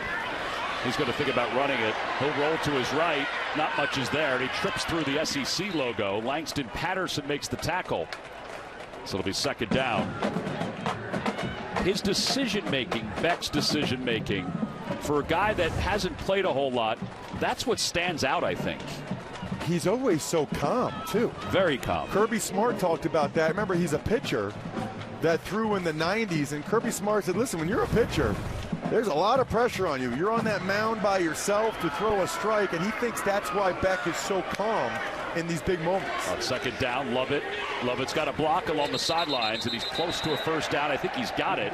He does to the 18. Gumbo Gaskins made the tackle. And how about the last drive at the end of the first half in this one, how long they are? Yeah, Gumbo Gaskins gets that left hand in there. Mahoney gives an extra shot there. He's lucky he didn't get penalized there from Mahoney. But this is, it sounds weird, Tom. This is what Vanderbilt wanted to do on defense. They wanted to force Georgia to have to go on long, sustained drives. But Georgia's just been up to the challenge. Beck is hit as he throws, incomplete. Boy, he was nailed. Capers came in. He got close earlier on this drive. Number 30 is in the area. Second down. And they say it's not intentional grounding because Edwards was in the area. Right, so Beck did not get out of the pocket, and he didn't get the ball back to the line of scrimmage, but Edwards was close enough. That's a heads-up play by Beck. We talked earlier in the game, Tom, where Ken Seals took a sack that you just can't take. Beck's doing a really nice job of not taking those sacks, not taking those negative plays. Sometimes he runs for yardage. Other times he just gets rid of the ball like right there. And the other thing too, Russ, this is back-to-back drives now. That's 16 plays. This will be the 17th play of this drive. Delps in motion. They hand it off to Edwards. Running right, nothing there. It's Capers again, the junior from Sumter, South Carolina, who makes the tackle. And this is the play now for Vanderbilt. You got him in 3rd and 9. You're making them go the long, hard way. They got to find a way to get a stop here and hold Georgia to a field goal attempt. Keep it a 3-score game. Yeah, so 7 of 10 on 3rd downs is Georgia. This is a lengthy one, though. Interesting that Ladd McConkey not in the game in this situation. The man-to-man coverage at the top of the screen. Yeah, Lovett's in the slot at the top. He's number 6. Beck dancing in the pocket. Looks left. Not much is there. Rolls. Pressure's coming. Taylor slows him up, and he's hit and taken down. Nate Clifton is back in the game and making his presence known, but give credit to C.J. Taylor, and that's a huge stop. And I just talked about Beck not taking sacks, and then that one was a bad one. Watch Beck, because Vandy showed man, and then they went out to a zone. He didn't find anybody. Really good coverage by Vandy, and even when he bought time, nobody was open. I'll credit Beck for not throwing the ball up for grabs and getting a turnover. At least he reserved the right to kick this field goal attempt. Yeah, this will be a 44-yard field goal attempt. Taylor was slow to get up, but he is off the field. Ideally, Beck would have not taken that sack and thrown it away, but better to take the sack and still be in field goal range than to just throw it up for grabs. Freshman's longest field goal of the year is 42. This one will be 44 yards. Beck is the holder. Good snap, good hold. Kick is on its way. It's got plenty of leg, and it is good. The freshman, career long, season long, 27-7. Georgia's on top. Man, did they chew up some clock. Tennessee, Georgia's on top 27-7 over Vandy. And Vandy will get the football. The NFL on CBS streams live on Paramount Plus all season long. Go to ParamountPlus.com/NFL to get started. By the way, they were looking at C.J. Taylor again on the sidelines. He's going in the tent for Vanderbilt now. The outstanding anchor defender. And to talk to him yesterday, what a great kid with a bright future. All right, so Vanderbilt's going to get it for the first time in the second half. How about that last drive and how much time it took? 8 minutes and 38 seconds. And look, obviously Vanderbilt doesn't want to give up points, but that's the game plan. The game plan is to force Georgia to go the long, hard way, not give up explosive plays, and then when they get in the red zone, hold them to a field goal. Yeah, that's a winning series for Vanderbilt based on what they built this game plan around. Yeah, we mentioned Clark Lee sat in with Tim Corbin, the baseball coach, in one of his meetings, and he called it RBI defense. This kickoff is going to be short. McGowan, though, will call for a fair catch. And Vanderbilt will get it for the first time in the second half. Let's take a look at the Ford game changer. Well, I think you have to go with early in the game, Tyke Smith, right? He got beat with a mental error. Kirby Smart talked to him, said, hey, we'll be okay. Then he came back at the end of the first half, had the tackle, had that key interception. I mean, that was a 2-score swing because it led to the Georgia touchdown at the end of the half. I love when a young man bounces back after making a critical error early in the game. That's life, right? You can have a bad play. You can't have a bad day. Cedric Alexander will run it for the first time, and Alexander tries to drag his defender. He got a few yards. It's Malachi Starks. Second on the team in tackles. First time we've called his name today. Started all 14 games last year as a true freshman. He'll be one of the next Bulldogs in a couple years. Hearing his name called more than likely in the first round of the NFL draft. He is fantastic. One of the next of many. Second down at 7. McGowan is in the backfield. Kind of a gadget guy. Justin Ball, the tight end, is off the line of scrimmage in the slot. And Seals throws to his right, has McGowan. Along the numbers, McGowan is able to get a first down and more. Malachi Starks makes the tackle. To have that kind of a player, a game of 20, have that kind of a player is huge for any program. And this is the best they've used him in a while. McGowan's in the backfield. He'll run that angle route again, and he's wide open. That's another dropped coverage by the Bulldogs. They lost McGowan. If I'm Vanderbilt, I'm coming back to that play again. Yeah, they talked and maybe a couple times. They're 2 for 2 with that play. Why don't you make Georgia show that they can stop it? Yeah, they talked to us yesterday. He was involved those first couple weeks, but then hasn't been. Will Shepard, who's been quiet, is in motion. Seals, pressure's coming. Dumps it off. He dumps it off to the back end of the backfield, Alexander. And Alexander gets inside Georgia territory. And it'll be second down and 5. Let's check in with Tiffany. Guys, we know Ken Seals has been on quite the journey here at Vanderbilt, from being a starter to being a third-string quarterback, and he talked to us about how he struggled to find his identity, not being a starter anymore. He said he had been a starter his entire career, so it was an adjustment period for him, one that, Ross, you could actually relate to going through your NFL career. No question, Tiffany. I mean, everybody's always praising you in your hometown, and then you get cut. And you go back to middle of nowhere, Pennsylvania, and people don't know what to say to you anymore. Second down at 5. Seals overthrows his intended receiver. We asked Seals about, this construction, what this shows him. And he's impressed by it. He loves it. And he pointed out toward this area. He said, what I think about is that's where I'm going to own a luxury suite. Well, listen, you go to Vanderbilt, you got a pretty good chance to have a luxury suite at some point, right? And that's the thing about this program. They got a lot to offer, Tom. Oh, yeah. I mean, you're in Nashville. It's a top 15 school. You're playing in the SEC. And now that they get the facilities, they're going to get even more young men that want everything that Vanderbilt has to offer. Big third down here for Vanderbilt. Down 27-7. Seals, pressure's coming. He's got to try to get away. He can't. The flag comes in as that pass was intended for McGowan. A lot of contact from Malachi Starks there. Credit Seals for just getting rid of that football at the feet. Right, and not taking the sack. Prior to the pass being thrown, holding of the defense, number 24. That 10-yard penalty will be enforced from the previous spot, and it carries an automatic first down. All right, so, they only had one first down on the field. This is their second one. Right side of your screen, 24, Starks. I don't know, Tom. That was close to me. I mean, obviously there was some contact there, but it seems like a lot of times here in the SEC, they let that go. They let him play. But I think because of where the ball went and McGowan's reaction, he was able to almost draw that penalty. Well, Vandy will take it. It's a first down. Not many penalties called today.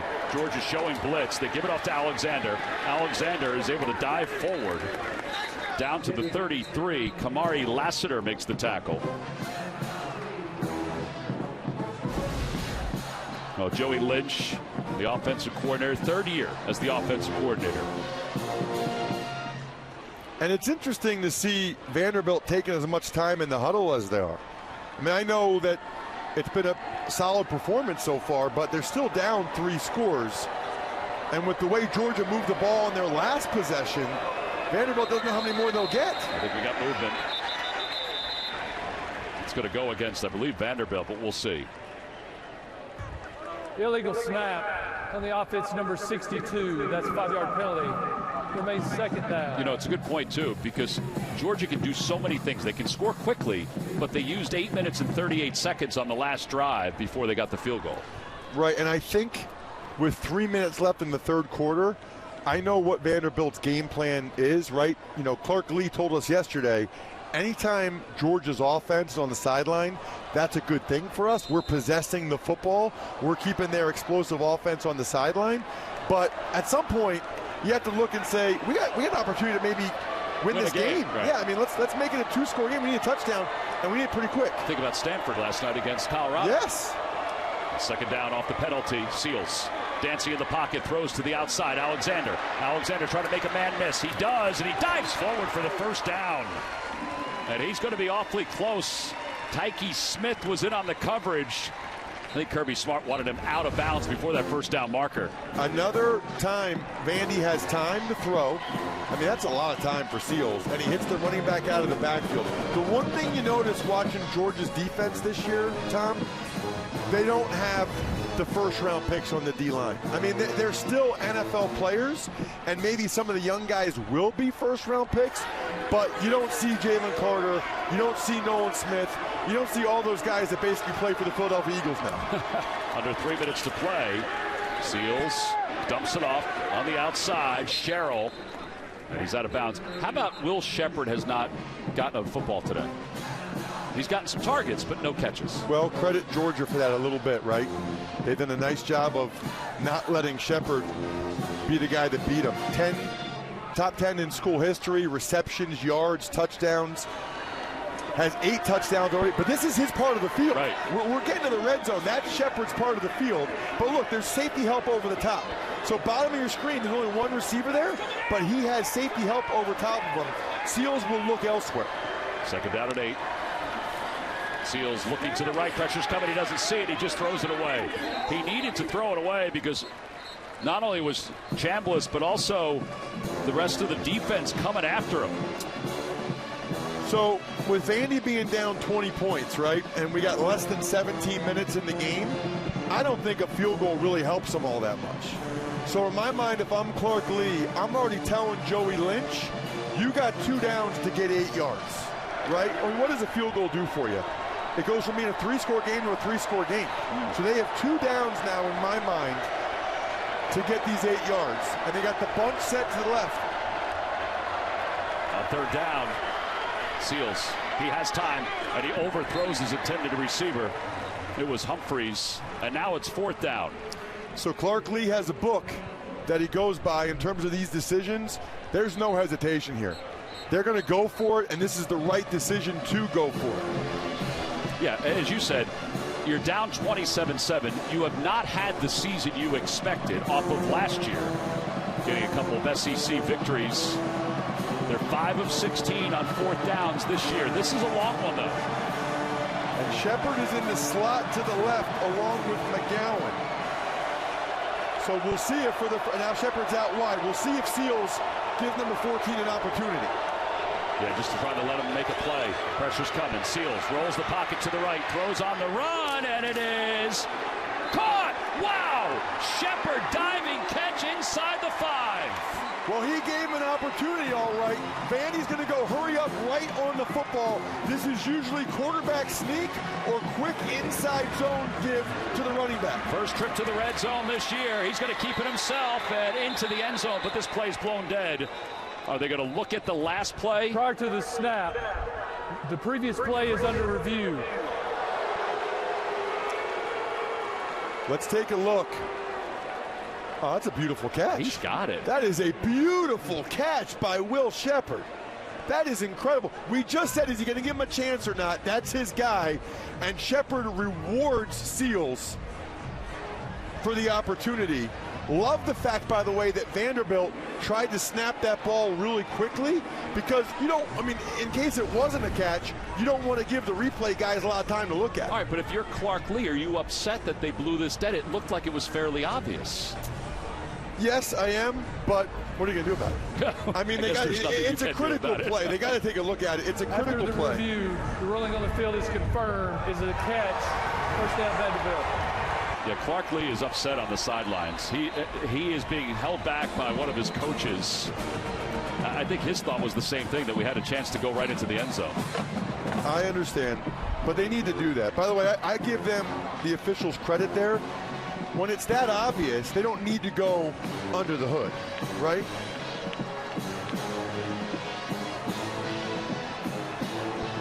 All right, well, here we go. It'll be 1st and goal from the 1-yard line.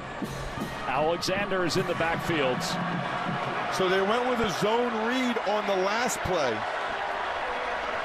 Man, when you're this close, you just got to run it, right? I mean, whether it's the running back Alexander or it's Seals taking himself, they got a big offensive line. Use them. 2 tight ends in the ball game and some shifting going on, and I think one of the tight ends, Cameron Johnson, moved. False start on the offense, number 48. 5-yard penalty, and it remains first down. So what Georgia did there is that's called stemming the front. They moved the defensive line laterally, and look at the right side of your screen, 48. They move laterally, and he flinches. He's a freshman tight end. This might be as loud of a stadium as he's ever been in at that moment, and he sees those guys move, and it flinches him a little bit. That's smart by Georgia to call that stem of the front up front. So with 1:04 to play in the 3rd quarter, it's a 5-yard penalty, moves it back to the 6. Remember, Shepard is still the touchdown maker. He's at the top of your screen, man-to-man against Leverett. Here's McGowan, jet sweep to his left, nothing's there, and he is stopped. Bullard, the junior. Tyke Smith, the senior, came in to clean it up. Well, I've watched enough Georgia football that you're not going to make a lot of money running laterally against those guys. I mean, their linebackers and secondary run so well. Look at all of them. I mean, even if Bullard doesn't make that play, Munden was gonna. They even got defensive line in the frame. So it'll be 2nd and goal. Clock is winding, under 20 seconds to play, 3rd quarter. A lot of Georgia fans here. This place is alive. Shepard is now in the slot to the right. He is terrific body control. They hand it off, and Alexander gets down maybe to the 3-yard line. And Smile Munden makes the tackle, and that's going to be the end of the 3rd quarter. Each team has possessed the ball 1 time in this quarter. Can Vanderbilt punch it in? We'll find out when we come back for the 4th quarter. Start of the 4th quarter. Let's check in with Tiffany with Kirby Smart. Coach, your defense putting the pressure on. What do you all need to do to get a stop right here? We need a red zone stop bad, guys. We got a chance right here, 3rd down. They're probably going to go forward if they don't get it, so we got to hold them here 2 downs. Thanks, Coach. Well, here we go. It's 3rd down and goal from the 3-yard line. Seals is pointing out the Mike linebacker. Shepard's at the top of the screen here. They're definitely going to go for it on 4th down if they don't get this. Alexander in the backfield. Seals looking toward the goal line. Pass is complete. Touchdown. Richie Hoskins, his 2nd of the year.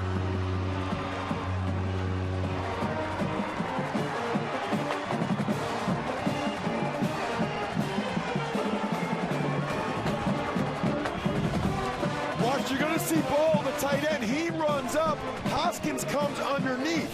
So Ball, the tight end's going to run off, and watch. The defender gets caught up. That's not a pick. That's a rub. That's what the offense calls it. Hoskins wide open. Terrific play call there by Joey Lynch. Well, here's the thing. Vanderbilt had not been in the red zone until that moment, and they score in their first trip. The point after is good. Keep this in mind. Vanderbilt hadn't scored a point against Georgia since 2019. Hadn't scored a touchdown since 2018. Now they got 2. And usually, Tom, and you know how this goes, the play of the game hasn't happened yet. Well, that's true. I mean, we got a 2-score game. Vanderbilt is hanging. They've been waiting to have this breakout performance this season. And to be down only 2 scores here, fourth quarter against the #1 team in the country. We got a ball game, man. Yeah, they've won 23 straight, Georgia has. And again, Vanderbilt has underachieved this year. And I think everybody around the country and everybody on this campus understands that. Muse is going to return this one from the 2-yard line. And Muse is hit at the 15, spins away. Langston Patterson made the initial hit. Coming up next, we're headed to Knoxville for the second game of today's SEC on CBS doubleheader when Texas A&M takes on 19th-ranked Tennessee. The SEC is on CBS and streaming on Paramount+. Hey, it's not too far if you want to get in your car and go. You might get there by the second half, depending on who's driving. If I'm driving, we will get there by the beginning of the second half. I thought you said you were going to take me in your helicopter. Well, it is very affordable. I could do that. Hey, listen, I know Vanderbilt's strategy to, kind of let Georgia have the underneath stuff. They need a 3-and-out, though. I mean, they need to be a little more aggressive here. Here's Lovett on the outside, and Lovett, using his athleticism, gets a first down, or at least close to it. A gain of 10. Mahoney made the tackle. Vanderbilt can't afford to let Georgia go on another one of those long clock-eating drives. They're going to have to be a little bit more aggressive on this drive, and that could lead potentially to a big play by the Bulldogs, but that's the chance Vanderbilt has to take. Yeah, we mentioned before, the last drive to open up the half was 8 minutes and 38 seconds. On first down, Delp, again, he's in there for the injured Brock Bowers. Wow. Edwards, he pressed the juke button again. He pressed it 3 different times, and he's inside Vandy territory. I mean, this guy's outrageous. Watch his stop-start. I mean, watch this right here. Whoop! Are you kidding me? And again, I mean, these guys can't even lay a hand on him on some of these jukes. Yeah, Ducati had him, and then missed him. I have a question. How do you even know that you can do that? And how do you learn to do that? I mean, that's unbelievable, uncanny, the lower body strength he has to just pop laterally like that. On first down, they shovel it to Edwards, and Edwards is able to break a tackle down to the 40-yard line. Actually, they're going to mark him close to the 39. Gain of 8 yards. And listen, Georgia is putting the pedal down again. Now Georgia thinks they've got Vanderbilt on the ropes. They're not going slow anymore. Now they're going to go Edwards again, and Edwards barrels his way toward the first down marker. He's about a yard shy. It'll be 3rd down and 1. And by the way, C.J. Taylor is back in. He's tying his shoes right now at the 41 for Vanderbilt. Remember, he was slow to get off the field earlier today. Look at the time of possession for Georgia, 60 plays. And I've said this a couple times today, Tom. This is 4-down territory for Georgia. They'll probably run it here just to get the first down and keep the clock moving. But they could elect to take. Early snap. That's a bad snap. Edwards picks it up off the turf. The flag comes in. They're going to blow this dead. You had 2 tight ends moving as the ball was snapped. Wow. And again, Bowers is out, and Bowers would be one of those guys. The offense is never set for 1 second. Therefore, it is a false start on the offense. 5-yard penalty, and it remains 3rd down.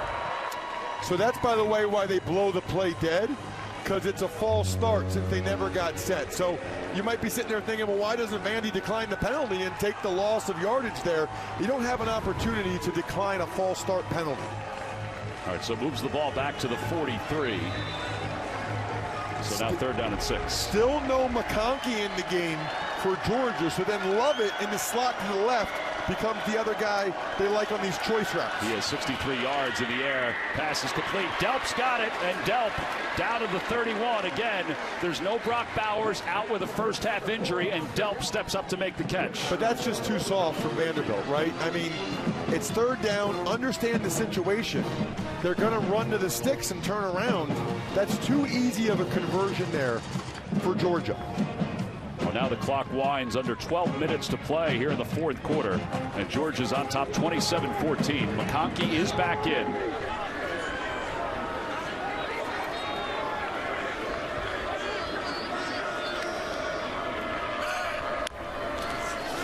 Beck takes the snap. He's looking toward the end zone, looking toward the middle, and it is incomplete. Ra Thomas went sliding in the middle of the field and couldn't pick it up. Gumbo Gaskins, the first-year player, basically, was in on the coverage. Really good coverage by Gumbo. I mean, he's right there. I don't see any contact. Reaches the left hand in there. The ball definitely hits the ground. We talked about the fact that Vandy was going to have to be a little bit more aggressive. Putting Gaskins in man-to-man coverage against Ra Thomas is certainly aggressive, but he was up to the challenge. Second down and 10. Edwards again in the backfield. We haven't seen Milton in the second half. Quick toss to the outside. Lovett. And Lovett had that play earlier on this drive, and he gets close to the first down marker. Kind of feels like Georgia can do that anytime they want it, I right? think the same thing. They call those access throws these days, where if you're playing off coverage, there's only one Vandy defender out there. There's two Georgia receivers. So you throw it to the one receiver, the other guy blocks for him, and there's a lot of room to run. So third down and 1. Beck to Edwards. Edwards lowers his shoulder, and he's got a first down. He moved Ethan Barr inside the 20 to the 19. Edwards now 14 carries, 68 yards. Yet another third down conversion by Georgia. This is kind of like last year where Vandy got him in a bunch of third downs, but Georgia just finds a way to convert these third and fourth downs. 9 of 13 so far on third downs. And again, up 13, clock continues to run. Big difference, too, for Georgia here between a field goal and a touchdown. Field goal, it's still a two-score game. Edwards again. And Edwards is thrown down by Nate Clifton. Short gain. Again, it's been all Edwards. Milton had a wrap on his leg earlier in the ball game. They usually split time, those two guys, for Kirby Smart. Well, and Milton had been having one of his best games of the season. Milton was playing excellent up until that point. And so now they really have their third string running back in there. Yeah, Cash Jones, the redshirt sophomore from Brock, Texas. A little different runner. On second down, Beck. He's got Jones. And Jones is shuttled out of bounds. DeCosmo takes him out. And he's shy of the first down. Another third and short, though, here. And Georgia's MO has just been a quick inside zone give to Cash Jones on a lot of these plays. Everybody turns back to the sidelines to see what the play is for Georgia. The #1 team in the country. It's a six-man box on defense. So Vandy has an extra guy in there to stop the run. Capers showing blitz. Beck rolls the pocket. Throws on the run. Short hops his intended receiver. It was intended for Delp. Ra Thomas was in the area too. So now it'll be fourth down, and here comes the place kicker for Georgia. Yeah, I think I agree with this decision because I know it's still a two-score game, but then Vandy has to get 2 touchdowns and 2 two-point conversions. So this is the right decision to make sure you go up by 16 in my mind, because even if a 2-point play is a 50-50 proposition, now you're making Vandy have to do it twice. Yeah, Woodring's also already 2 for 2 today. This will be a 30-yarder. He's made a career-high 44-yarder this afternoon. Good snap, good hold, and the kick is good. All right, so it's 30-14, 2-score game, 9:05 to play here in the fourth versus unranked teams in the last 116 games. Well, here we got a 2-score game, and Vanderbilt will get it back. I don't know how many people thought this would be a 2-score game with 9 minutes left in the fourth quarter, and not just a 2-score game, but Vanderbilt's about to get the football, and they're coming off one of their best drives of the game. You know, if you're looking for tangible progress from Clark Lee and his program, you're seeing it today. Yeah, he talked about winning certain battles. He's won certain battles. Now, the ultimate battle is to win the game itself, but he has won internally some things that he has talked about to his team leading up to this one. All right, Gillespie and McGowan are back deep to receive for Vanderbilt. And Georgia on top by 2 scores. We'll go back on defense. Well, that is a heck of a kick. Ooh, that almost went into the construction He almost site. made it into the construction zone. We'll take a timeout and be back. 9:05 to play here in the fourth quarter. Takes on undefeated Air Force, and San Diego State is on the road taking on Hawaii. That Wyoming Air Force game is going to be awesome. Yeah. I mean, Air Force is playing fantastic this year, and Wyoming, now they're on the road. Nobody wins at Wyoming. It's unbelievable. I mean, you watch these games, whether it's Texas Tech or Fresno State. Let's see if they can carry that onto the road. And let's see if Vanderbilt can carry over what they did on the last series. Yeah, Cedric Alexander's in the backfield. We haven't seen much of Cheek Smith. Alexander's the freshman from Austin, Texas. Seals, the quarterback, zips one. He's got his tight ends, Justin Ball, and Ball gets up to the 34-yard line, a gain of 9. Smile Munden makes the tackle. What do you think of Seals today? 18 of 25, 196. Been very solid. He had the one interception that was costly.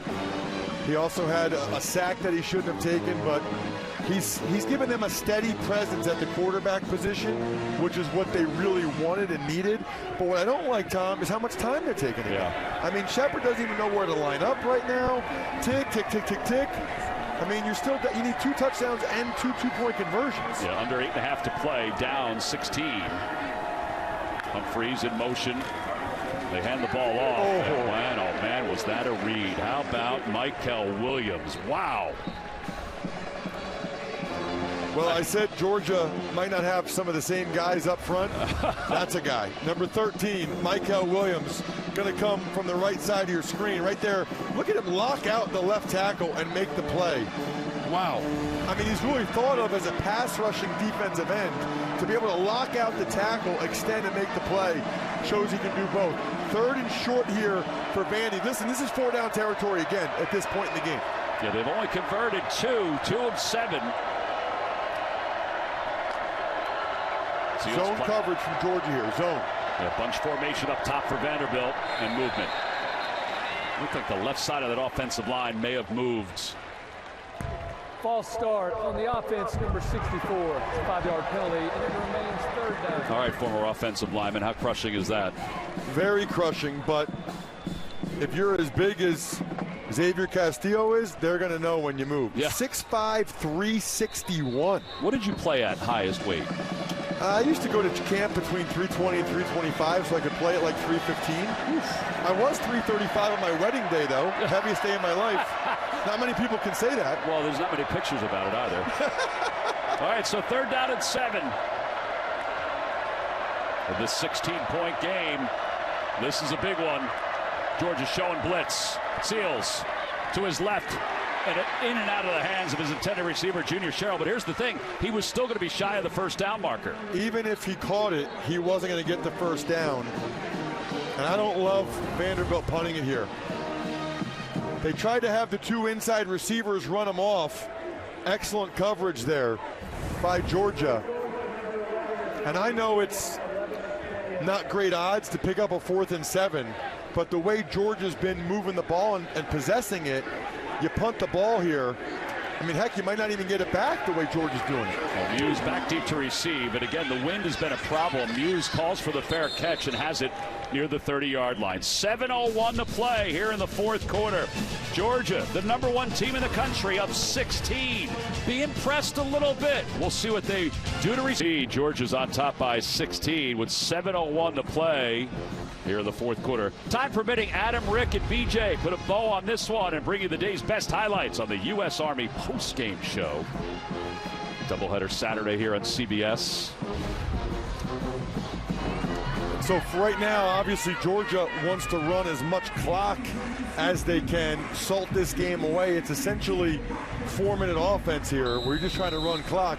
Vanderbilt has to and is going to be aggressive to try to stop them. So there's an opportunity here for Georgia to get an explosive play. See Georgia's offense, 7 possessions, 3 touchdowns, 3 field goals, 1 giveaway. Muse takes the shovel pass, and it's read beautifully by C.J. Taylor. I will tell you that if this is an audition for him, he's stepped up his game. I mean, I'm so happy for that young man to have this opportunity. Right side of your screen, he sees it coming. He beats the block of Delp, goes low, and that's exactly how you want to start this drive if you're Vanderbilt's defense, with a negative yardage play to get Georgia behind the chains. Now they probably can't just try to run the ball down your throat. Yeah, so 2nd down and long. Again, Delp playing a lot more today with Bowers' injury in the 1st half. Bowers is an excellent blocker, and Taylor will intercept the football. He's inside the 10, the 5, trying to shoulder his way to the end zone. He's knocked out of bounds by Beck. What a hit by Carson Beck. That is one of the best. Oh, no. Yeah, He's hurt. He got picked up earlier. He's holding his left knee. No.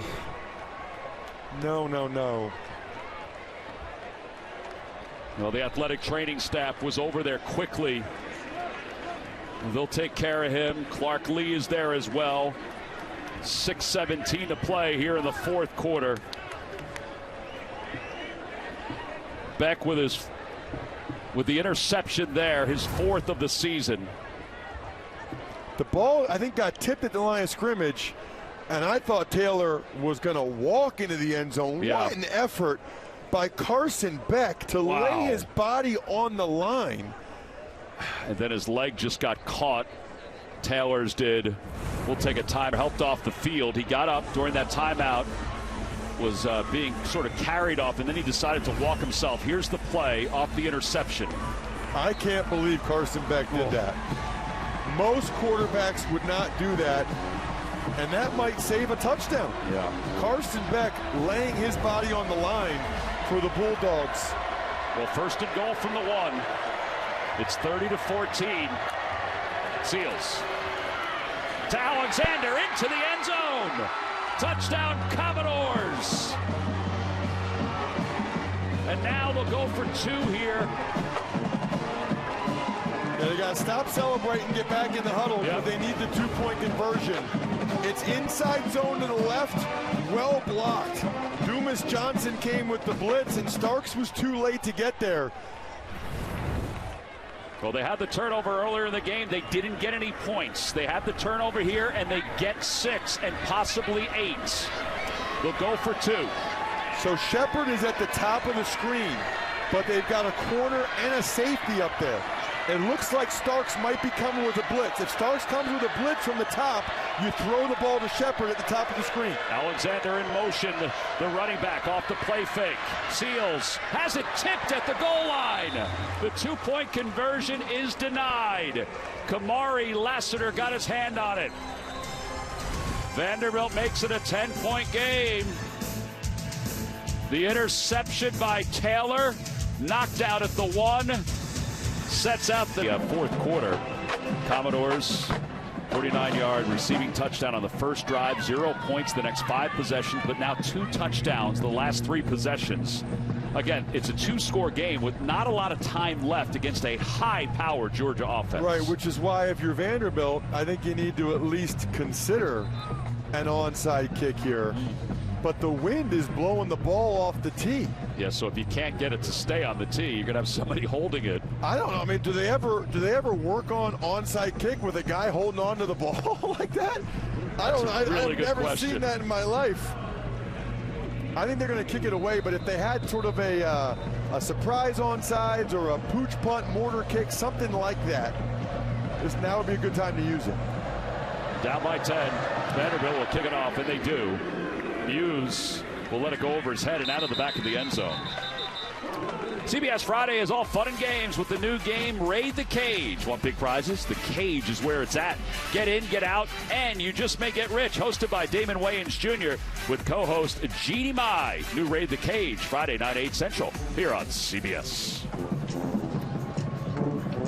All right, so Carson Beck, 29 of 39, 261 yards.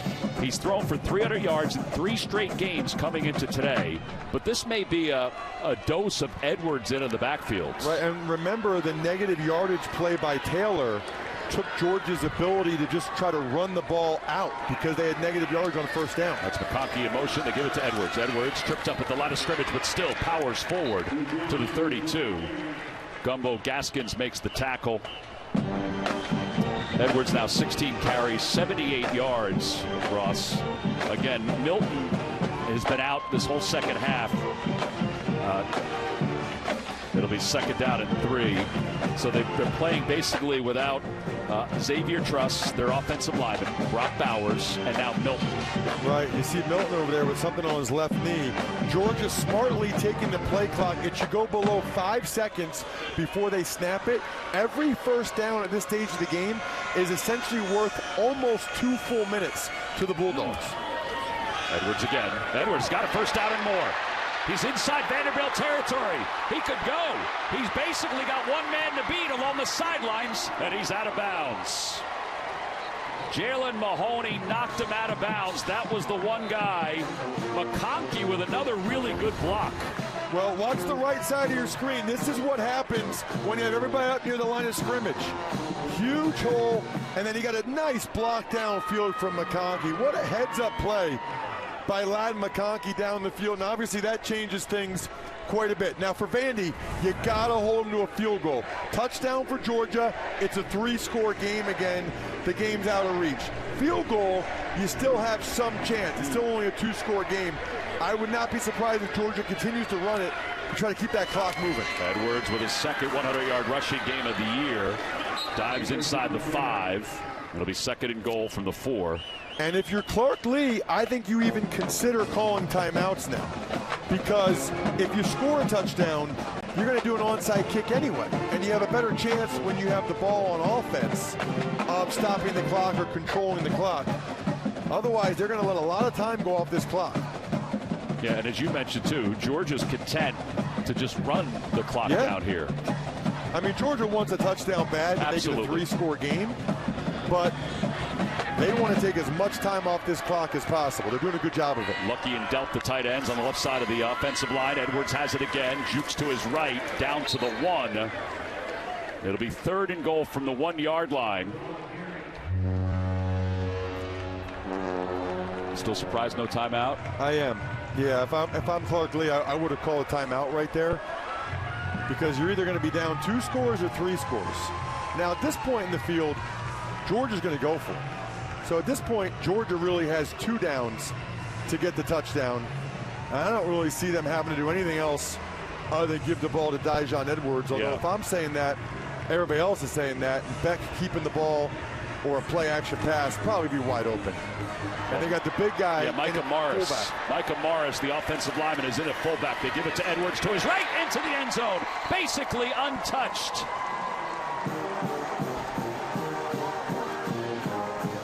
And Georgia's on top, 36-20 with 3:13 to play here in the 4th quarter. Well, right in front of Edwards is Morris, the fullback, and Edwards just follows the big man. Usually plays left guard. There was nobody really there. He almost stumbled. Rinaldi overran the play, and that was an easy touchdown for the Dogs. Yeah, on Lunar Eclipse Day, he was able to eclipse that defensive line. And now the point after by Woodring. Heck of an answer by Georgia. And Woodring's point after is good. It comes off the facing of the future luxury boxes. This run put Edwards over 100 yards. More importantly than anything else, it put them in position to score. And he just took it to the house. Milton talking to Edwards. Those two guys are very close friends. They build each other up. Milton's been injured and hasn't played in the second half, but Edwards has a career high in rushing attempts with 20, and he's 2 yards away from his career high in yards with 146. You know, it used to be back in the day, Tom, that somebody would want to be the sole running back and the bell cow get all the carries. Now I think these guys realize the value of splitting the carries and touches. Yeah. By the way, the 146, as we look again, is his career high in rushing yards. All right, so now Vanderbilt down 17. We'll get the ball back. Hey, time permitting, Adam, Rick, and BJ put a bow on this one and bring you the day's best highlights on the U.S. Army postgame show. 17-point game. A lot of tosses here. Is that what you're looking at? Obviously, Vanderbilt needs to score. They need to score fast. So they're in 2-minute offense now, and they need to try to get chunk yardage if they can. This is usually when Georgia is very opportunistic. They got their pass rushing package in on defense. And here they come. Seals to the near sideline. Humphreys tried a one-handed catch, but he couldn't reel it in. Lassiter was there on the coverage. He did have a half a step or so. But boy, Lassiter is good. He is. I mean, watch number 3 there. He is with him. He's in his hip pocket. He knew the route that Humphreys was running before he ran it. Lassiter is a top 5 corner and he's played so well this year. He's only helped his stock so far this season. Georgia 4-man front. On second down, Seals underneath to his tight end Ball. And Ball's wrapped up and quickly taken down by Smile Munden. So now third down. And this is all 4-down territory now at this point in the game. That's not going to get it done for Vanderbilt. The underneath stuff, clock moving like this. Yeah, they got to hurry up. They need to get out of bounds, and they need to get chunk yardage. On third down, pressure's coming. He's going long for Shepard, and it is incomplete. Nearly intercepted by Bullard. Bullard and Lassiter took each other out on that one. Lassiter right there. Perfect coverage again, and Bullard tries to high point the ball. Just too many collisions there for him to be able to bring it in. And Vanderbilt's going to punt. Yeah, so Georgia and Vanderbilt each with byes next week. So I don't really understand punting here. I mean, you're kind of conceding in my mind.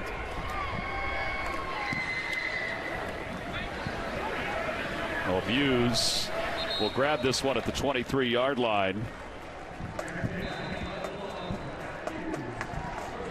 And Georgia will just try to run the clock out here. At least that's what you would anticipate. Right, Ross? Just run the clock out here.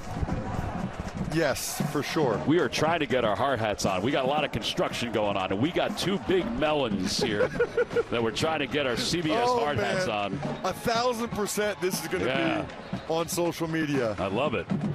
I love it. See, we got our hard-working crew. Look at our camera operators. They're wearing hard hats. They have to. And the construction workers have been trying to make sure that the scoreboard to the back of the Georgia Bulldogs is structurally sound all game long because it has been windy. Kirby Smart kind of let us know yesterday it's going to be windy out. And he's right, as Cash Jones will take that one to the 27-yard line. So if you're Clark Lee and Vanderbilt, I mean, you're not going to call timeouts now, right? I mean, if you not if you punted on fourth down. If you punted right there, then you're not calling timeouts now to try to get the ball back. You're just going to let this game end. Yeah, so Georgia up 17. Georgia's going to extend its winning streak. And there's a number of different streaks that they have going that are really impressive, let alone being number one in the country for as long as they have been. But we talked about it, Tom, at the start of the game. They certainly did not pick up where they left off against Kentucky. No, you're right. They wanted to keep that momentum going into the bye. But this was not nearly the performance they had last Saturday night. Here's Cash Jones again. And Jones, a few yards shy of the first down. It'll be third down. As the clock winds, under a minute 30 to play. I will say this, if you're a Vanderbilt fan, Vanderbilt alum, this is something you can build off of, Tom. I mean, this was really on both sides of the ball a pretty impressive performance. Think about the missed field goal, the fumbled center snap, the 4th and 2 where Milton barely got it. Right. Tyke Smith interception into the first half. Even the C.J. Taylor interception that was ruled not interception. I mean, Vanderbilt was a couple plays away from being right in this thing till the very, very end. On third down and 2, Jones will try to run for the first down. He does, and he runs for a little bit more. In fact, he may run for a couple days. He's dragged down at the last moment. Same play. Savion Riley was able to take him down with 41 seconds left. It's a 57-yard run. Just inside zone to the right. It's the same play that Dijon Edwards just had the long run on to get the touchdown, and now Georgia can just take a knee. Yeah, Beck with victory formation. 25 seconds left. And that'll wind the clock down. And Georgia will extend its winning streak to 24 consecutive games as they win it by a final score of 37-20. And And again, as we mentioned, there's a number of different streaks that Georgia has rolling right now. Most importantly is they're number 1 in the country, and they're now 7-0. It's their 13th 7-0 start in school history. Well, all of their streaks, the consecutive games, the regular season wins, the SEC wins. Look at that. I mean, those are ridiculous. We're talking about the SEC. Let's check in with Tiffany, who's with Kirby Smart. Hey, Coach Smart, you all were tested today by this Vandy team, but what did your team show you in the way they were able to respond to the early adversity? Well, we continue to have a little bit up and downs, but I thought we responded well. Came out and really won the middle, what we call middle 8 minutes of the game, the last 4, and then the first 4. Offense put together a great drive. We just got to score touchdowns. Coach, losing Brock Bowers in this one, I know how much he means to this team, but how proud are you of the way this group was able to emotionally regroup? Oh, they're great. We had a couple guys go down. They stood up, rose up. It's been a long 7 weeks, so we got a well-needed, much-needed off week coming. Some lengthy drives for this offense. How was Carson Beck able to sustain those through his decision-making? Good execution. We got to hit some explosives. You can't have 17, 18-play drives. You got to hit some explosives. Thanks, Coach. Congratulations. Thank you. Go Dogs. Well, Kirby Smart's team has picked up another victory here at Vanderbilt as they win this one. Kind of going away 37-20. Again, they lost Brock Bowers, which was huge early on, and they had to overcome that. And Clark Lee, well, I mean, his team did build on a few things. Time now for our play of the game presented by Jersey Mike's Subs. So Edwards, he had himself a big game. Milton's hurt, so Edwards has to pull off this huge run, which put him over 100 yards. Right, he got that terrific block downfield from McConkey. The game was really still in doubt until that Edwards run led to the touchdown. And he will give it to Dejan. Big hole right side. Dejan 40, 50, got a block. He's at the 40, the 34, sideline, 20, 15, 10. They shove. Did it get him out of bounds? Yeah, finally at the 6. Well, that's Scott Howard with the radio call for the Georgia Bulldogs. The Georgia Bulldogs Sports Network, and Georgia